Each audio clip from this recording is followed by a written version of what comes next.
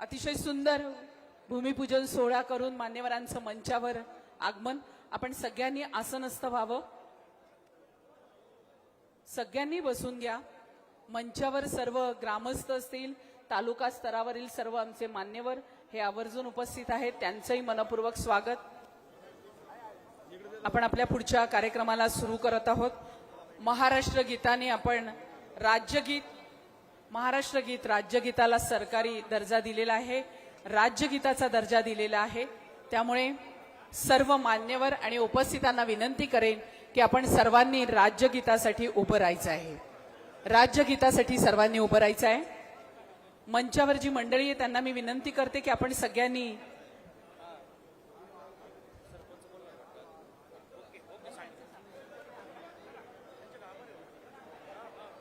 सर्व मान्यवरांना विनंती आहे की आपण कार्यक्रमाला सुरुवात करत आहोत. सगळ्यांनी जरा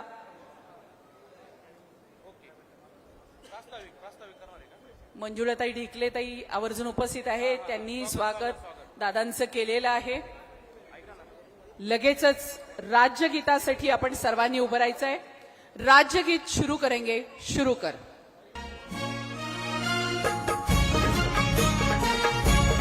जय जय महाराष्ट्र माझा, गरजा महाराष्ट्र माझा. जय जय महाराष्ट्र माझा, गरजा महाराष्ट्र माझा. भीती नाभा तुझी मुळी कडकडणाऱ्या नभा, अस्मानाच्या सुलतानीला जबाब देती जिभा.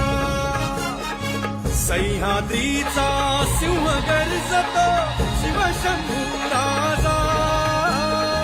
दरी दरीतून नाद गुंजला महाराष्ट्र माझा.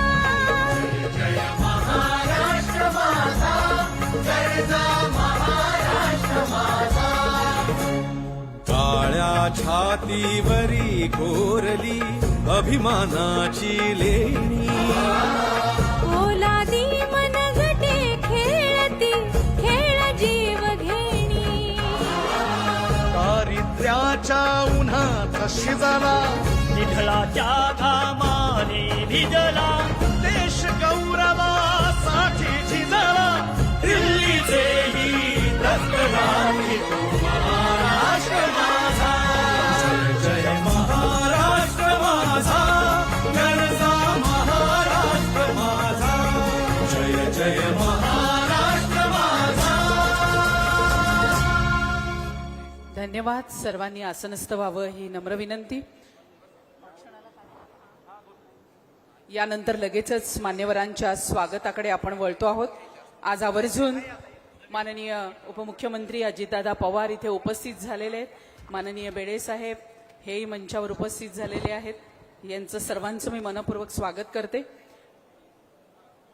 जनसन्मान यात्रा, एक महिनाभर यात्रा करून आणि सर्वसामान्यांपर्यंत राज्य शासनाच्या सर्व योजना प्रत्येकाला त्याचा लाभ मिळावा यासाठी आटोकाट प्रयत्न करणारे, कार्यतत्पर, कार्यक्षम आणि सगळ्यांसाठी कायम झटणारे आपले लाडके उपमुख्यमंत्री अजितदादा पवार आजच्या या भव्य दिव्य म्हणजे 330 कोटीच्या कार्यक्रमाच्या या भूमिपूजन सोहळ्यासाठी उपस्थित आहेत.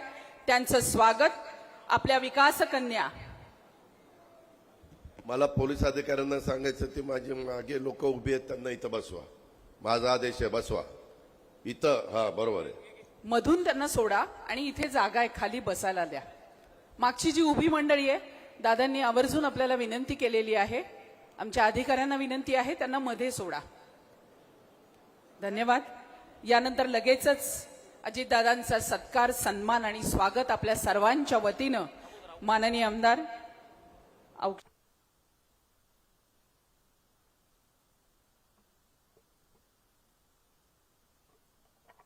दादांचं औक्षण संपन्न करावं.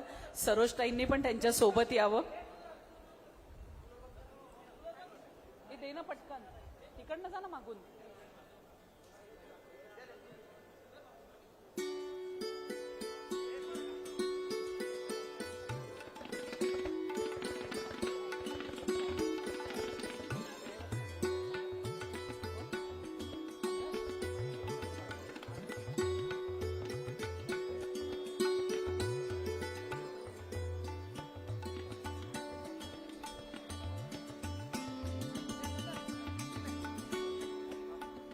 कायम सर्वांच्या पाठी उभे असणारे, नावातच ज्यांचं दादा नाव आहे, की ज्यांनी लाडकी बहीण योजनेअंतर्गत अनेक महिलांना, लाखो महिलांना याचा लाभ दिलेला आहे.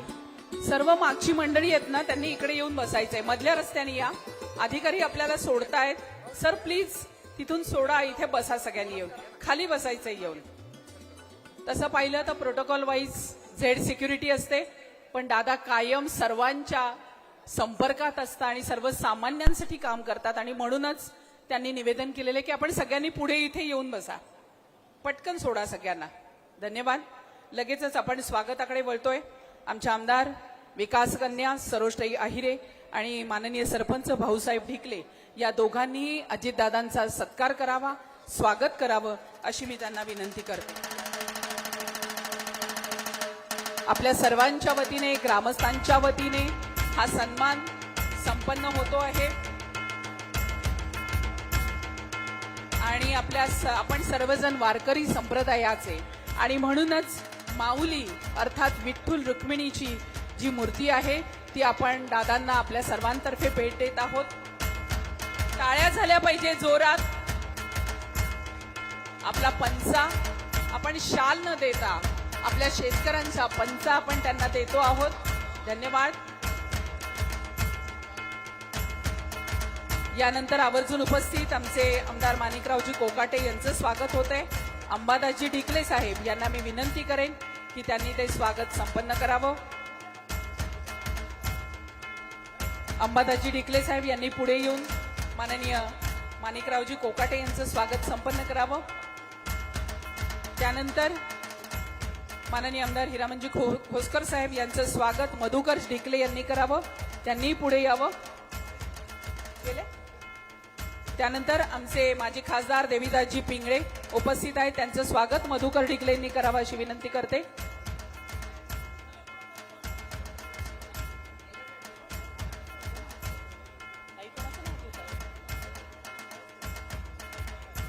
खोसकर साहेब इथे आपल्याला शुभेच्छा देऊन त्यांनी पुढच्या कार्यक्रमाकडे मार्गक्रमण केलंय. हिरामनजी खोसकर साहेब यांचे धन्यवाद. यानंतर माननीय निवृत्तीजी रिंगळे, शंकररावजी ढिकले यांना विनंती आहे त्यांनी त्यांचं स्वागत करावं. सर्वांचं स्वागत करण्यासाठी मी आमच्या अर्जुनजी टिळे यांचं स्वागत करण्यासाठी विक्रम कोठुळे यांना विनंती करते.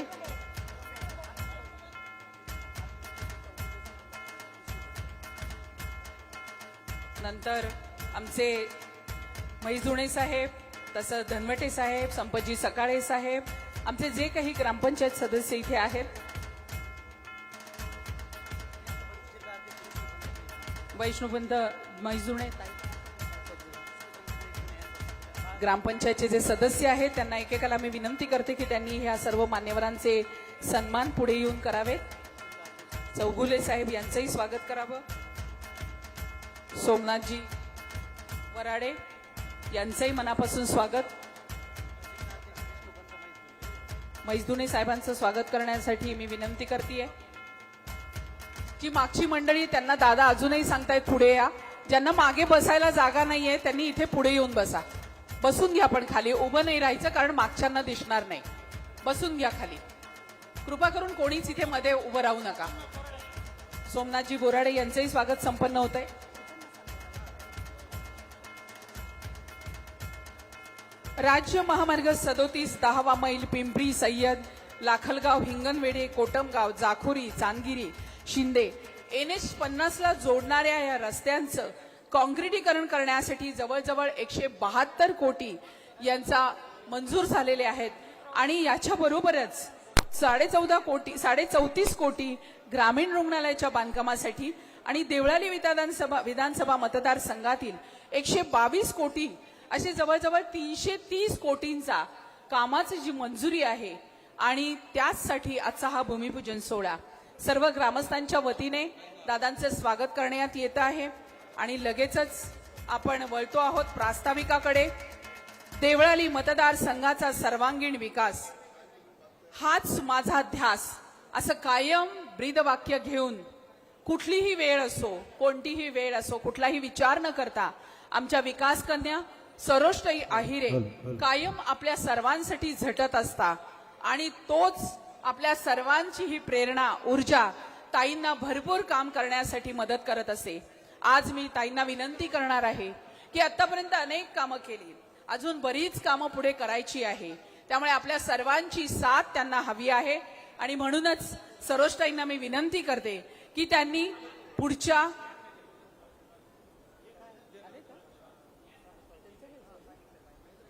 ताईंच्या आधी मी आमचे सरपंच भाऊसाहेबजी डिकले साहेब यांना मान्यवरांचं स्वागत आणि आपल्याशी संवाद साधण्यासाठी 5 मिनिटं वेळ देते.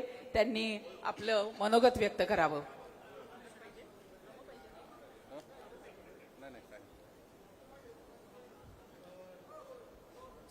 सर्वांना जय महाराष्ट्र.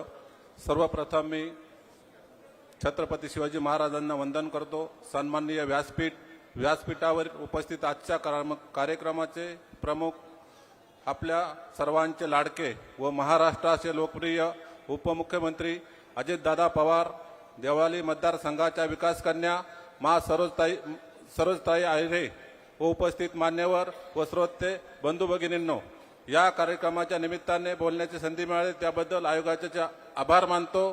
तर आजचा हा कार्यक्रम आपल्या सर्वांच्या लाडक्या विकास कन्या सरोजताई आहिरे आपल्या मतदारसंघात 330 कोटींची विविध विकास कामे मंजूर करण्यात आली असून त्याचा भूमिपूजनाचा कार्यक्रम आहे. दादांनी भरघोस असा निधी देवळाली मतदारसंघासाठी उपलब्ध करून दिला, त्याबद्दल मी दादांचे मनापासून आभार मानतो व त्यासाठी आवश्यक असा पाठपुरावा करणाऱ्या आपल्या आमदारताई त्यांचे मनपूर्वक आभार मानतो. देवळाली मतदारसंघातील आजपर्यंत 1300 कोटी तर पिंपरी गावासाठी 48 कोटी 36 लाखांचा निधी ताईंच्या माध्यमातून विविध प्रकारचे विकास कामे केली आहेत. त्यामुळे ताईचे करावे तेवढे आभार कमीच पडतील. तसेच लाडकी बहीण या योजनेचे जनक दादा असून आतापर्यंत 1,06,69,139 बहिणींना लाभ मिळाला असून त्याबद्दल पुन्हा दादांना धन्यवाद देतो.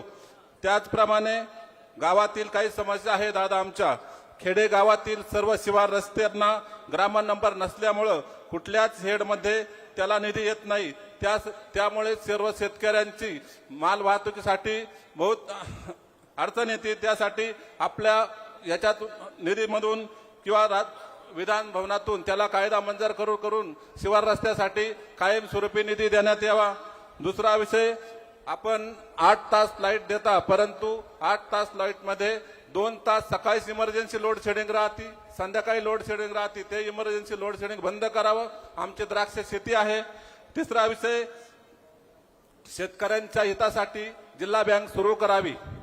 चौथा विषय आमचा आहे, आमचं 2 वर्षापासून सबस्टेशन मंजूर आहे परंतु निधी अभावी ते अपूर्ण आहे. एवढेच आमचे गावासाठी कामं तुम्ही सहकार्य करावं एवढे बोलतो. थांबतो. जय हिंद, जय महाराष्ट्र.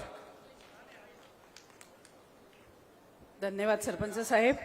आवर्जून आपल्या सर्वांचं स्वागत त्यांनी केलेलं आहे आणि यानंतर लगेचच ज्यांनी कायम विकासाचा ध्यास घेतला आहे, मार्गदर्शन दादांचं आणि ताई नुसत्या कामासाठी पळत आहेत.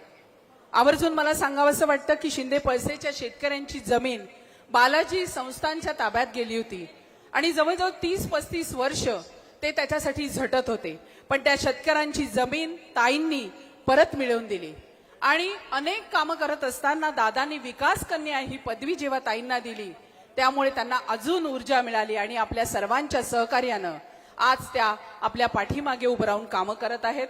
तर त्यामुळे एकदा ताईंसाठी जोरदार टाळ्या झाल्या पाहिजेत. प्रास्ताविकातून त्यांनी आपल्याशी संवाद साधावा अशी मी त्यांना विनंती करते. जिच्या कुशीमध्ये स्वराज्याचं देखणं स्वप्न निर्माण झालं त्या राष्ट्रमाता जिजाऊ हे स्वप्न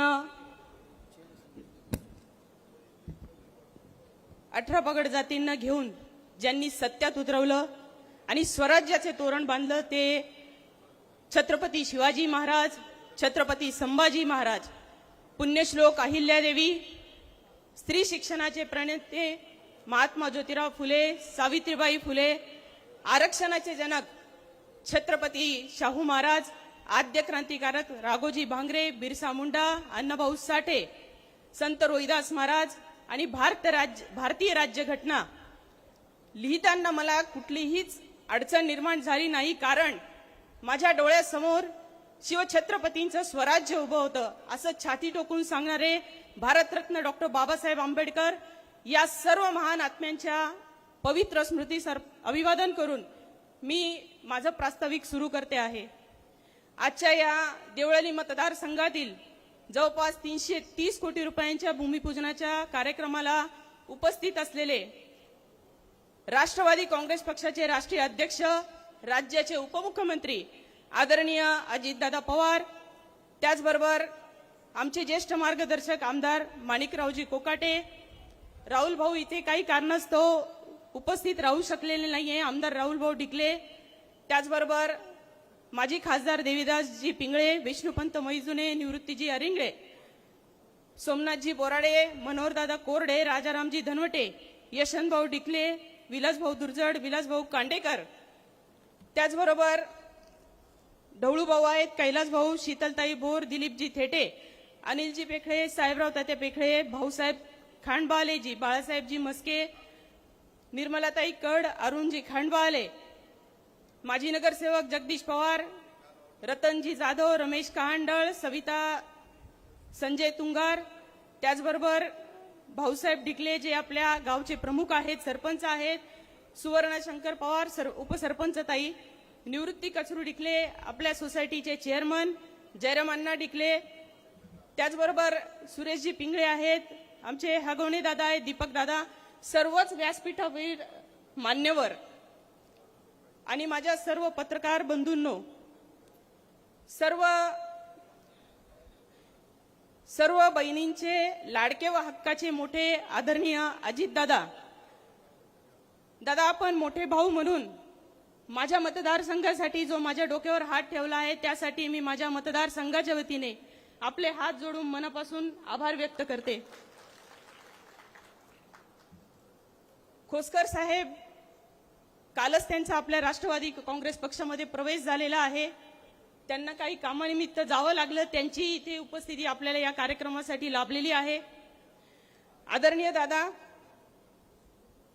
आपण माझ्या ह्या 5 वर्षाच्या कार्यकाळामध्ये 2 वर्ष कोविडचं संकट आपल्यावर होतं, त्यानंतर 1 वर्ष विरोधी पक्षात आपल्याला बसावं लागलं आणि ज्यावेळी 2 जुलैला आपण जो काही निर्णय घेतला, यापैकी उपस्थित असलेल्या जवळपास 70-80% लोकांपर्यंत मी पोहोचले. मी हॉस्पिटलमध्ये होते, माझ्या हाताचं ऑपरेशन झालेलं होतं. त्यावेळेस या सर्वांची चर्चा केली आणि त्यानंतर विकासासाठी आपल्या सोबत जाण्याचा आणि 15 जुलै 2023ला आपल्याला पाठिंबा देण्याचा निर्णय या सर्वांच्या संमतीने मी घेतलेला आहे. आपण भरपूर विकासाचा निधी, मला या मतदारसंघासाठी जो खुंटलेला विकास होता, अविकसित असा माझा देवळाली मतदारसंघ होता, त्यासाठी मला मोठं पाठबळ दिलेलं आहे. दादा, विकास कामं ही 100% झालेली आहेत असं आपल्याला म्हणता येणार नाही, कारण बरीचशी कामं अजून बाकी आहेत आणि ती भविष्यात आपल्या मदतीने मला करायची आहेत. आदरणीय दादा, विकास कामं, रस्ते, गटर हे सगळं होतच राहणार आहे. परंतु आज माझ्या मतदारसंघामध्ये, नाशिक तालुक्यामध्ये जो ज्वलंत प्रश्न आहे तो आहे विजेचा. दादा, आपण महायुतीच्या सरकारने खूप मोठा असा निर्णय घेतला आणि वीज बिलांची 5 वर्षांची वीज माफी ही आपण सर्वांनी केलेली आहे. शेतकऱ्यांच्या वतीने मी आपला आभार व्यक्त करते. परंतु दादा, गेल्या 2 महिने झालं कुठेतरी हातातोंडाशी आलेला जो टोमॅटोचं पीक आहे, भाजीपाला आहे, द्राक्षांची फवारणी आहे, विजेच्या लपंडावामुळे अत्यंत वाईट अवस्था मतदारसंघातल्या शेतकऱ्यांची होत आहे. 8 तास जे दिवसाची वीज म्हणतात त्याच्यात मोजून 2 तासही वीज ही शेतकऱ्यांना मिळत नाहीये.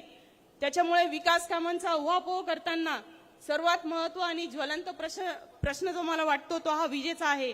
माझी आपल्याला नम्रतेची विनंती आहे दादा, की गेल्या 2-3 दिवसांपासून मी सतत आपल्या संपर्कात आहे. फोनवरून दिवसातून 3-3 वेळा आपलं बोलणं होत आहे लोड शेडिंगच्या संदर्भात.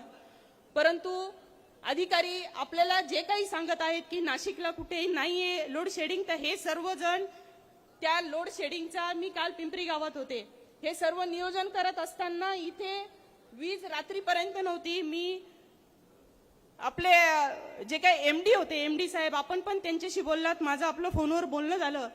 सततचा प्रयत्न केला, त्याच्यानंतर 1 तासाने वीज आली.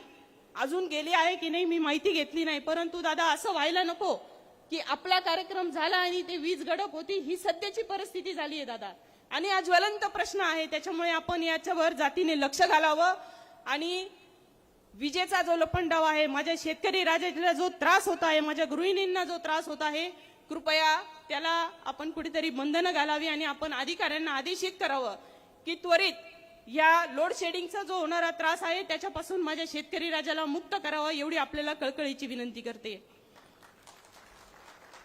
दादा, आज आपल्या शुभ हस्ते ज्या विकास कामांचं भूमिपूजन पार पडलं आहे, आपण ज्या रस्त्याने एअरपोर्ट वरून या गावात आलो आहे तोच हा रस्ता आहे. महामार्ग 37 10 मैल पिंपरी सय्यद, लाखलगाव, हिंगणवेडे, कोटमगाव, जाखुरी, चांदगिरी, शिंदे NH 50 ला जोडणाऱ्या रस्त्याची अनेक वर्षांपासून दुरावस्था झालेली होती.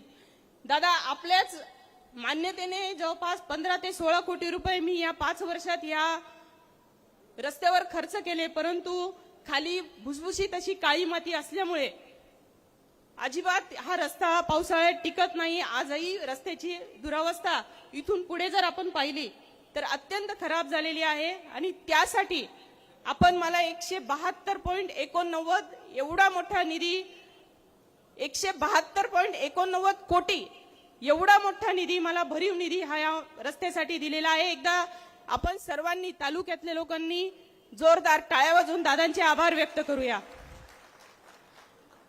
दादा, आपल्या आशीर्वादाने आज मतदारसंघ, मी नाही, माझा मतदारसंघ कोटीच्या कोटी उड्डाणे घेत आहे.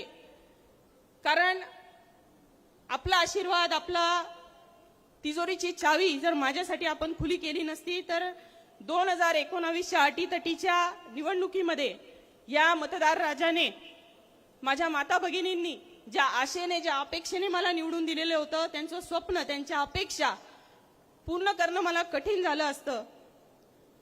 दादा, मी मनापासून आभार पुन्हा एकदा व्यक्त करते, कारण मी फक्त आपल्याला सांगितलं आणि आपण शिंदे ग्रामीण रुग्णालयासाठी मला त्वरित जवळपास 35 कोटी रुपये मंजूर करून दिले, आणि त्याचंही भूमिपूजन आज आपल्या हस्ते या ठिकाणी पार पडलेलं आहे. नाशिक पुणे हायवे म्हटला तर अपघातांचा स्रोत इथे सुरू असतो, आणि जर सिन्नरच्या पुढे महोदरी घाटात जर ऍक्सिडेंट झाला, अपघात झाला, तर त्यांना नाशिक रोड किंवा सरळ नाशिक मुंबई नाक्याशिवाय पर्याय नव्हता. परंतु ग्रामीण रुग्णालयात प्रथमोपचार किंवा इतर ज्या काही रुग्णसेवा आहेत त्या प्राप्त करण्यासाठी या रुग्णालयाच्या माध्यमातून मला मोठी मदत होणार आहे. त्याचबरोबर दादा, आपण मुख्यमंत्री ग्राम सडक योजनेच्या मार्फत जवळपास 58.69 कोटी रुपये, मला मागे 14 कोटी रुपये दिले होते, तर आपण त्याच्यामध्ये पिंपरीचा रामशेज रस्ता असेल, ओझरचा रस्ता असेल, हे करू शकलेलो आहोत.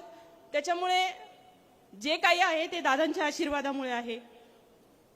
दादा, आपल्याला मी वारंवार देवळाली कॅन्टोन्मेंट बोर्डसाठी पाठपुरावा करत होते, आणि मला सांगायला फार आनंद होतो, जेव्हा पहिला 5 कोटीचा निधी महाराष्ट्र शासनाने जेव्हा कॅन्टोन्मेंटसाठी पहिल्यांदा रिलीज केला, म्हणजे 7 कॅन्टोन्मेंट बोर्ड आपल्या महाराष्ट्रामध्ये आहेत, आणि त्या महाराष्ट्राच्या 7 कॅन्टोन्मेंट बोर्ड पैकी देवळालीला पहिल्यांदा महाराष्ट्र शासनाच्या नगरविकास विभागातून 5 कोटी रुपये देण्याचा निर्णय हा माननीय दादांनी घेतला, आणि त्यानंतर हळूहळू 7ही कॅन्टोन्मेंटला नगरविकास विभागातून पैसे मिळायला सुरुवात झाली. त्यानंतर जिल्हा नियोजन समिती जी असते DPC, त्याच्यामधून कुठलाही त्या नगरसेवक असतील किंवा त्या सीओना बसायचा अधिकार तिथे नव्हता. दादांकडे पाठपुरावा केला. आपल्या पाठपुराव्यामुळे जवळपास 7ही कॅन्टोन्मेंटला दादांनी DPC मध्ये समावेश केला, आणि दादा, आपल्या आदेशावरून कलेक्टर साहेबांनी मला त्वरित 4 कोटी रुपये देवळाली कॅन्टोन्मेंटसाठी DPC मधून दिलेला आहे. त्यामुळे त्याच्या व्यतिरिक्त 30 कोटी रुपये जवळपास आपण देवळाली कॅन्टोन्मेंटला मला दिली. आज देवळाली कॅन्टोन्मेंटचा लॅम्प रोड असेल, रेस्ट कॅम्प रोड असेल, देवळाली कॅम्प शहरातली जवळपास 81 रस्ते आपण करू शकलेला आहोत. कालच शिगवे बोललेला दादा स्मशानभूमीचा रस्ता केला. दादा, माझ्या मतदारसंघात परिस्थिती अशी होती की स्वातंत्र्य काळापासून काही गावांमध्ये ओझरखड असेल, सारूळ असेल, स्मशानभूम्या नाहीत.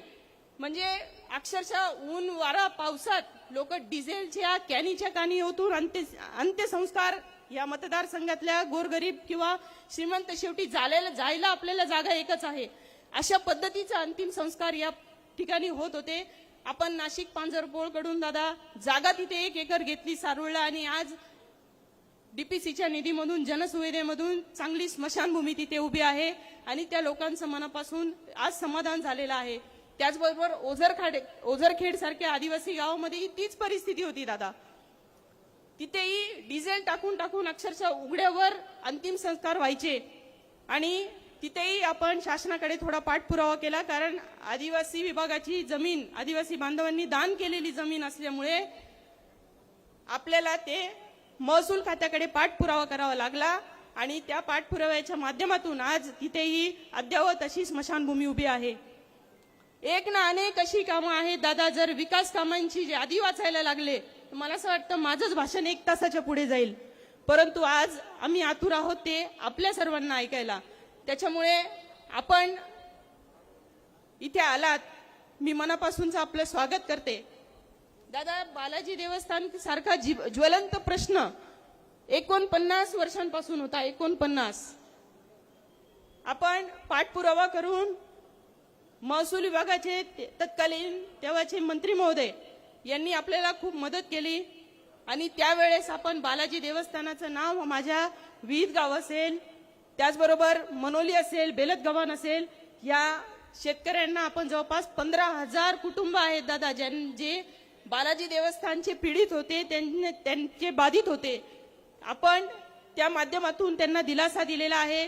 काही शेतकऱ्यांच्या जमिनीवर पाटसारीची नोंद होती, विल्लोळी गवळण्यासारख्या, ती पाटसारीची नोंद रद्द करण्यात आपण यशस्वी झालो. त्यांना कोरे 7/12 हे आपण दिलेले आहेत. त्याचबरोबर 2019 साली दादा आपण माझ्यावर विश्वास दाखवला. माझं 2019चं तिकीट देण्यामध्ये सुद्धा आपली किती आग्रही भूमिका होती हे मला माहीत आहे. आणि हे सर्व करत असताना जेव्हा तुम्हाला आमच्या साथीची गरज होती तेव्हा 100% तुमच्या मागे आम्ही मतदारसंघाच्या वतीने खंबीरपणे उभं राहणं हे आमचं कर्तव्य समजलं, आणि आम्ही तुम्हाला पाठिंबा दिला.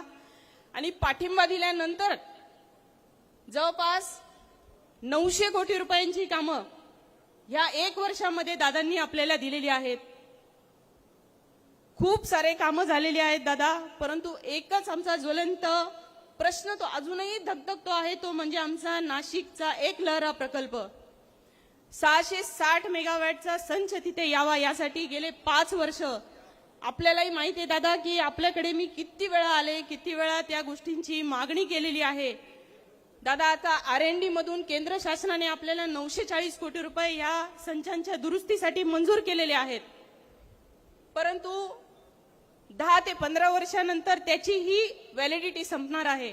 त्याच्यानंतर काय? कारण दादा, ह्या प्रकल्पावर माझे गोरगरीब, ज्यांनी आपली काळी आई दिलेली आहे, असे गोरगरीब शेतकरी जवळपास 5 ते 6 हजार कुटुंब आज पोट भरत आहेत, आणि त्यांच्या उदरनिर्वाहाचा प्रश्न हा निर्माण झालेला आहे. माननीय दादा, आपल्याला मी विनंती करते की भविष्यात आपण मला या प्रकल्पासाठी 660चा प्लांट मंजूर करण्यासाठी माझ्या मागे खंबीरपणे उभं राहावं, एक मोठा भाऊ म्हणून मला आधार द्यावा, एवढी आपल्याला मी विनंती करते. भगूरमध्येही मोठ्या संख्येने आपण कामं केलेली आहे. आत्ताच शिखर समितीतून दादा सर्वांचं श्रद्धास्थान असलेले सर्व नाशिक जिल्ह्याचं स्वातंत्र्यवीर सावरकर यांच्या स्मारकासाठी 40 कोटी रुपयाची मान्यता माननीय मुख्यमंत्री महोदयांनी त्या शिखर समितीमध्ये दिली. 15 कोटी रुपयाचा GR सुद्धा दादा आलेला आहे. त्याचबरोबर 25 कोटी रुपयांची पाणी पुरवठा योजना तिथे मंजूर झालेली आहे. आणि मला असं वाटतं की आज आपल्या आदेशाने मला भगूर नगर परिषदेच्या इमारतीसाठी जवळपास 10 किंवा 20 कोटी ते आपण काय आदेशित केलेलं आहे मला माहित नाही, मागणी माझी 20 कोटीची आहे, परंतु आपण जो निधी द्याल प्राथमिक स्वरूपात तो आम्ही स्वीकार करू. ती मान्यता जर मला मिळाली दादा, आज आचारसंहिता लागायच्या आत, तर माझ्या भगूरकरांना मोठा दिलासा मिळेल, आनंद होईल, एवढी आपल्याला मी विनंती करते. दादा, माझे वडील कैलासवासी बाबूलाल सोमाजी आहिरे यांनी 2 वेळा, पहिले 5 वर्ष आणि नंतर आधीच्या 2.5 वर्षांनंतर 5 वर्ष या मतदारसंघाची सेवा केली आणि त्याचंच फलित म्हणून मला या मतदारसंघाने अगदी तळ हाताच्या फोडासारखं जपलं. 5 वर्ष मला त्यांची लेक म्हणून, बहीण म्हणून प्रत्येकाच्या घरात आणि मनात स्थान मिळालेलं आहे. मी खरोखर या देवळाली मतदारसंघातल्या प्रत्येक व्यक्तीची शतशः ऋणी आहे.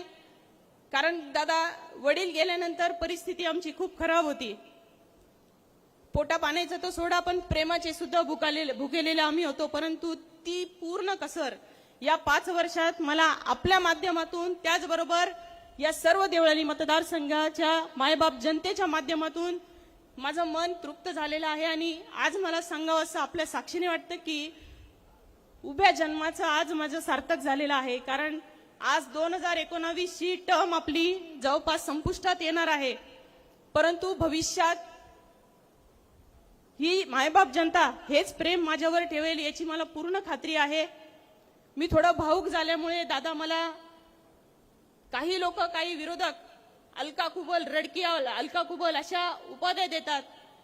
पण दादा तुम्हीच सांगा की त्या खलनायिका ललिता पवार पेक्षा अलका कुबल चांगली ना? खलनायिका ललिता पवार पेक्षा आणि निळू फुलेंपेक्षा ललिता पवार चांगली ना? नाही, अलका कुबल चांगली. त्याच्यामुळे तुमची ही रडकी अलका कुबल, मागेही दादा 8 ऑगस्टला जेव्हा लाडक्या बहिणींच्या कार्यक्रमासाठी आलेले होते तेव्हा दादांनी सांगितलं की सरोज येते आणि सारखी रडते. मी थोडी भावुक आहे.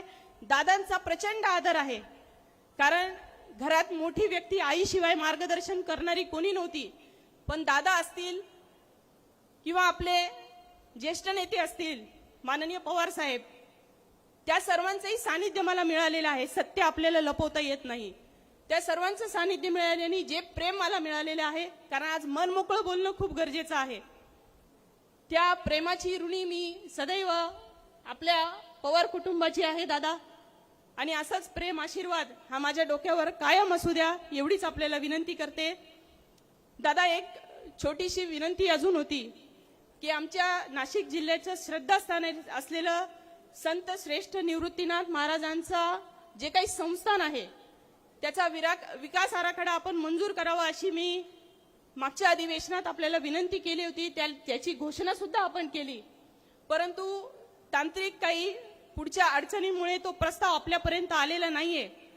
पण दादा माझी विनंती राहील की संपूर्ण नाशिक जिल्ह्यातील वारकरी संप्रदायाचं श्रद्धास्थान आमचं संत निवृत्तीनाथ महाराजांचं हे संस्थान आहे, त्याला भविष्यात कृपया आपण मोठा निधी द्यावा. आणि या आराखड्याला आमच्या हरिभक्तपरायण कांचनताई जगताप ह्या खूप पाठपुरावा माझ्याकडे करत आहेत. दादांकडेही आम्ही पाठपुरावा केला, परंतु काही वेळेचं बंधन आहे. परंतु भविष्यात दादा आमच्या सर्व वारकरी संप्रदायाला आपण न्याय द्याल एवढी मी आपल्याला नम्रतेची विनंती करते. आणि पुन्हा एकदा हात जोडून नतमस्तक होऊन आपल्या सर्वांचे मनापासून आभार व्यक्त करते. माननीय दादा आपलेही आभार व्यक्त करते. मी खूप खूप ऋणी आहे आणि सदैव आपल्या सर्वांच्या ऋणात राहील. कदाचित या 5 वर्षाच्या काळामध्ये या दगदगीमध्ये कुणापर्यंत पोहोचू शकले नसेल, कोणापर्यंत माझा मेसेज गेला नसेल, त्यांचा मेसेज माझ्याकडे आले नसेल, कुणाचं काम झालं असेल तर कुणाचं नसेल झालं. पण आज ह्या जाहीर सभेमध्ये न झालेल्या कामांची कोणाला दुखवलं गेले असेल तर त्याची दिलगिरी व्यक्त करते. आणि झालेलं काम हे माझ्या मायबाप जनतेच्या चरणी अर्पण करते आणि आपली सर्वांची रजा घेते. धन्यवाद. जय हिंद, जय महाराष्ट्र. नावातच विकास कन्या असलेल्या अनेक कामांचा निपटारा केला. दादांच्या मार्गदर्शनातून देवळाली मतदारसंघाचा विकास हेच उद्दिष्ट कायम ताईंनी ठेवलं. आणि आता 330 कोटी कामांचा भूमिपूजन सोहळा झाला आणि तरी सुद्धा ताई अजूनही दादांकडे मागत आहेत. आणि या लाडक्या बहिणीला ते देतच आहेत. त्यामुळे दादांसाठी आणि ताईंसाठी एकदा जोरात टाळ्या झाल्या पाहिजेत. धन्यवाद. कामं कितीही सांगितली तरी वेळ पुरणार नाही, म्हणून एक आम्ही छोटीशी ताईंवर व्हिडिओ क्लिप केलेली आहे. या हिरकणीच्या कामांचा निपटारा होत आहे, पण तो आम्ही शब्दात न सांगण्यासारखा आहे. तो आपण एका गाण्यातून आता बघणार आहोत. मी ती व्हिडिओ क्लिप दादांना सांगते की ते गाणं आजच आपण लॉन्च करणार आहे आणि ते दादांच्याच हस्ते त्याचं लॉन्चिंग व्हावं अशी आमची अपेक्षा आहे. माननीय उपमुख्यमंत्री अजितदादांना मी विनंती करते की ते बटन दाबून त्यांनी ते गाणं सुरू करावं आणि आपण या गाण्याचं, या विकास कामांचं स्वागत करूया.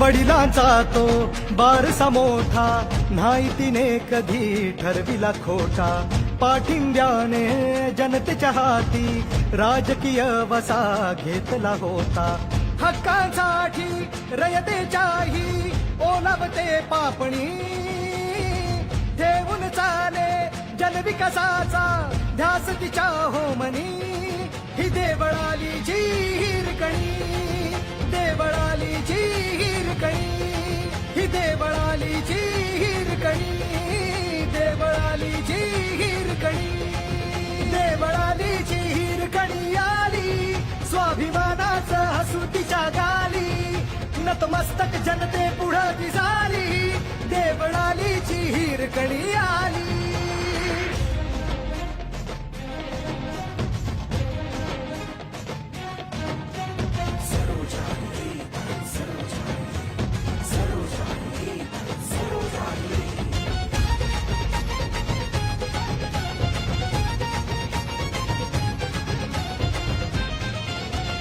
नाही जे झालं 30 वर्षात घडविल ताईन 5 वर्षात अडचणींचा झाला आघात सोडली नाही कधी जनतेची साथ मतदारसंघाला सजीव लावला दिनरात त्यासाठी हा जीव धावला कमी वेळेत जास्त काम बोलले असा कर्तृत्वाचा झेंडा रोवला असा कर्तृत्वाचा झेंडा रोवला पूर्ण केली जनतेची हो एकूण एक मागणी मजबूत केली गावांसोबत नात्यांची बांधणी ही देवळाली जी हिरकणी देवळाली जी हिरकणी ही देवळाली जी हिरकणी देवळाली जी हिरकणी देवळाली जी हिरकणी आली पसरवण्या जनतेत खुशहाली लोकप्रेमान ताई म्हणाली देवळालीची हिरकणी आली. हे भीत नाही कुणा असं तिचं व्यक्तिमत्व जनतेचं काम करण्याचं एक तत्व काम काजावरी झाले असे किती तरी गाव तरी माग नाही हटला तिचा निर्भीड स्वभाव समाजात कधी नाही केला तिनं भेदभाव सर्वांची लाडकी असं तिनं कमविलं नाव फुले शाहूंचे विचार बाबासाहेबांचा बाणा माताची जाऊ अन सावित्रीची मनी प्रेरणा ही लेख शिवबाची तिला सर्वांची साथ पुढे चाले घेऊन छत्रपतींचा आशीर्वाद ही देवळाली जी हिरकणी देवळाली जी हिरकणी विकासाच्या कामासाठी कोट्यवधींचा निधी याच्या आधी लोक हो आला होता का कधी ना साका करता चालू मोठा प्रश्न सोडविला बालाजी देवस्थानाचा इतिहास घडविला रस्ते पूल स्मशानभूमी मंदिरांची काम केली पाणी पुरवठा आणि ग्रामीण रुग्णालये बी झाली किती वर्षांची तिने भरून काढली हो झीज 50 वर्षांनी वैष्णव पाड्यावर आली वीज लोकांची बाजू मांडताना असं करते भाषण ज्याला सर्वोत्कृष्ट पुरस्कार देत आपलं शासन काम करताना तान्ह्याकडे देण्यासाठी लक्ष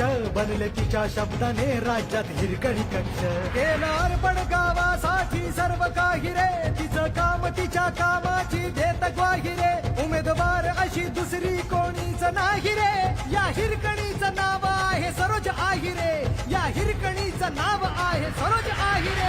आमदार सरोज आहिरे आज आपल्या 2.5 महिन्यांच्या बाळासह विधान भवनात आल्या तिथे हिरकणी कक्ष स्थापन करावा अशी मागणी त्यांनी केली आहे. देवळाली जी हिरकणी देवळाली जी हिरकणी ही देवळाली जी हिरकणी देवळाली जी हिरकणी. जोरात या गाण्याचं स्वागत करूया. आपल्या बाळाला भेटण्यासाठी ज्या हिरकणीने कडा चढला होता आणि ही हिरकणी आपल्या मतदारसंघाच्या विकासासाठी झटतीये आपल्या बाळासोबत, त्यासाठी जोरदार टाळ्या झाल्या पाहिजेत। यानंतर विद्यमान सरपंच भाऊसाहेब डिकले, माजी सरपंच मधुकर डिकले आणि ग्रामपंचायत सदस्य यांच्या वतीनं माननीय उपमुख्यमंत्री अजितदादा यांचा सन्मान इथे करण्यात येतोय, सत्कार करण्यात येतोय। ग्रामस्थांना मी विनंती करेल, पटकन आपण सगळ्यांनी पुढे यावं। माननीय सरपंच भाऊसाहेबजी डिकले, माजी सरपंच मधुकरजी डिकले आणि ग्रामपंचायत सदस्य, आपण जोरात त्यांच्यासाठी टाळ्या वाजवाव्यात। आवर्जून द्राक्ष बागायतदार संघाचे बोरसे साहेब सुद्धा इथे उपस्थित आहेत, त्यांचं मनपूर्वक स्वागत। आवर्जून अनेक मंडळी मार्गदर्शक या सय्यद पिंपरीमधील असतील किंवा देवळाली मतदारसंघातील असतील की ज्यांना प्रत्येकाचं नाव घेणं आम्हाला शक्य नाहीये, पण या सर्व मार्गदर्शक आणि वरिष्ठांचं मनपूर्वक कार्यक्रमस्थळी स्वागत। जवळजवळ 172 कोटी हे जे काम ज्या राज इन्फ्रास्ट्रक्चर MD यांना मिळालेलं आहे, राम निंबाळकर साहेब यांचाही सन्मान आम्ही इथे करतो आहोत। माननीय राम निंबाळकर साहेब यांनी मंचावर यावं आणि आपलं स्वागत स्वीकारावं अशी मी त्यांना विनंती करतेय। धन्यवाद सर्व ग्रामस्थांचे, मनापासून धन्यवाद। इथे लगेचच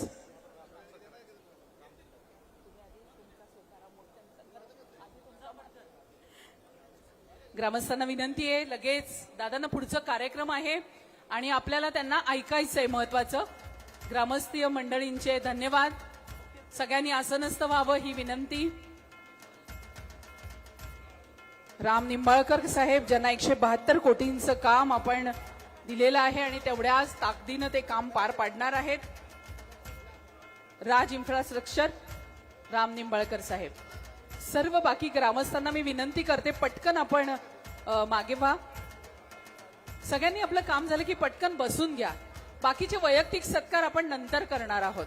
प्लीज कोणीही आता निंबाळकर साहेबांचा सन्मान त्यांचा आम्ही करतो आहोत सर, थोडंसं मागे व्हा ना प्लीज। ऐका ना, हॅलो, यांना जरा मागे करा ना थोडंसं।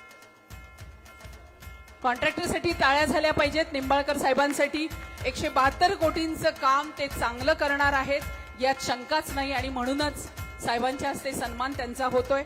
लगेचच मनोगताकडे मी वळती आहे। प्रेरणाताई बलकवडे यांचंही आगमन झालंय, मनोहर कोरडे यांचंही आगमन झालंय, त्यांचंही मनापासून स्वागत।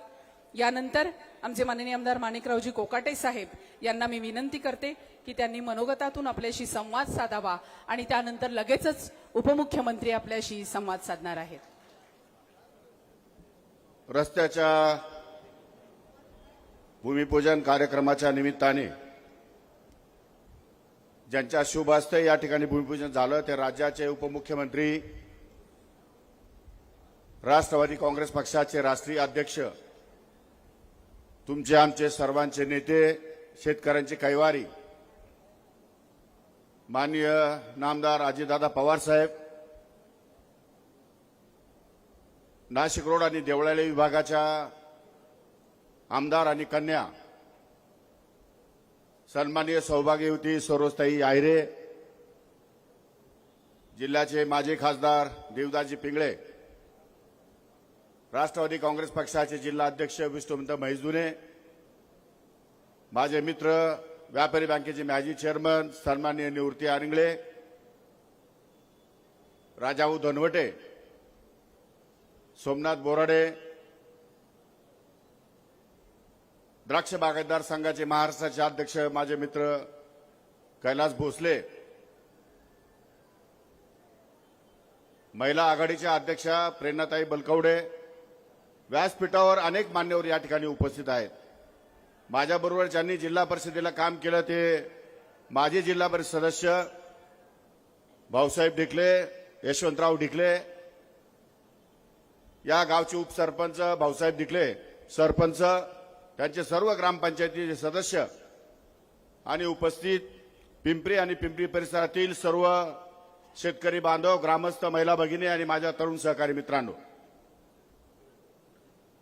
एका रस्त्याच्या भूमिपूजनाच्या निमित्ताने आज दादा या ठिकाणी आले।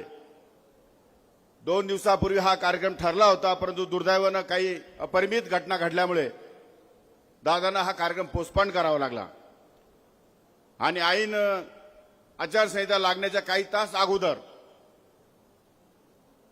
सर्वात शेवटचं काम या ठिकाणी सरोजताईंचं केलं पाहिजे म्हणून काल दादांनी माझ्या समोर डिकलेनं सांगितलं, डिकले म्हणजे अनिल डिकले, की तात्काळ उद्या सरोजताईचं एक विमान बुक करा आणि सकाळी आपण 10 वाजता त्यांचं भूमिपूजन या ठिकाणी रस्त्याचं करून येऊ.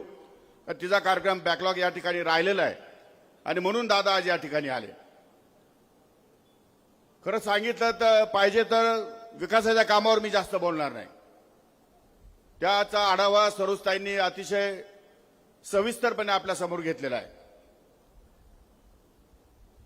परंतु गेले 1-1.5 वर्ष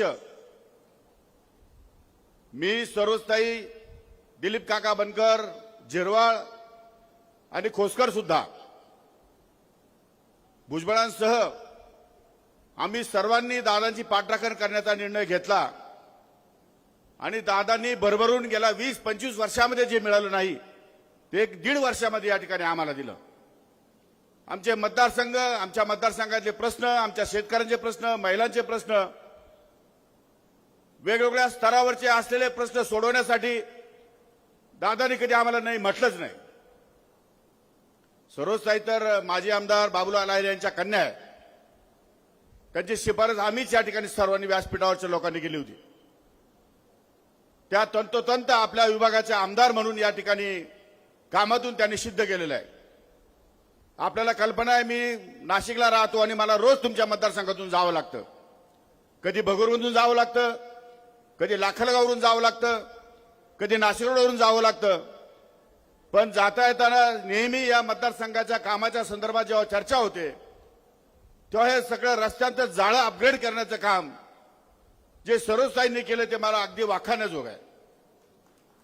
मी एकदा देवळाली कॅम्पला चाललो होतो आणि देवळाली कॅम्पला चालत असताना रस्त्याचं काम इतकं सुंदर झालं म्हणून मी म्हटलं ज्याला खासदार गोडसेला बरं झालं बाबीपर्यंत कमीत कमी त्यांच्या घराकडे जाणे तर रस्ता नीट केला. पुढे जाऊन पाहत होतो बोर्ड सरोजताई आहेरचा लागलेला. म्हणजे काम सरोजताई आहेर यांचं त्यांच्या घरापर्यंत रस्ता सरोजताईंनी केलेला. ठीक आहे, आलंयदा जे खासदार झाले, आमदार झाले, परंतु कर्तव्य तत्पर आमदार म्हणून त्यांची नोंद करावीच लागेल. आमच्या पांडुर्लीच्या आणि भगूरच्या काही कार्यकर्ते मला भेटले आणि देवळाली कॅन्टोन्मेंट बोर्डाचा रस्ता जो चालू आहे सिमेंट कॉन्क्रीटचा, त्या संदर्भात त्यांनी मला सांगितलं, साहेब म्हणजे सरोजताई संध्याकाळी खुर्ची टाकून बसते 11 वाजेपर्यंत रस्त्याचं काम पाहण्यासाठी. कामात कुठलाही हलगर्जीपणा तिला चालत नाही आणि ती स्वतः खुर्ची टाकून बसते रस्त्यावर. म्हणजे एवढं अलर्टनेस असणं, एवढं जागरूकता दाखवणं, लोकांच्या प्रती आदर राखणं हे एका आमदाराचंच काम आहे. आमदारच करू शकतो. तो कर्तव्यदक्ष आमदार असेल तरच होऊ शकतं. अन्यथा आमदार खासदार तर अनेक होतात. तो काय विषय नाही. स्वभाव जरा कडक आहे सरोजताईंचा, पण माझा कुठं चांगला आहे, माझा आहे तसाच आहे. पण 20 वर्ष सिन्नर तालुक्याची जनता माझ्या पाठीशी उभी आहे आणि आता सुद्धा सिन्नर तालुक्याची जनता माझ्या पाठीशी उभी राहणार आहे. आता हा तर सरोजताईचा एकटा तिनं पहिल्याच पंचवार्षिकमध्ये एवढी सुनूक दाखवली आहे. मला खात्री आणि विश्वास आहे राहिलेले प्रश्न सोडवण्यासाठी ती प्रयत्नाची पराकाष्ठा केल्याशिवाय राहणार नाही. आणि मित्र, भावनेच्या आहारी जाऊ नका. तुम्ही ग्रामीण भागातली सगळी माणसं धर्म आणि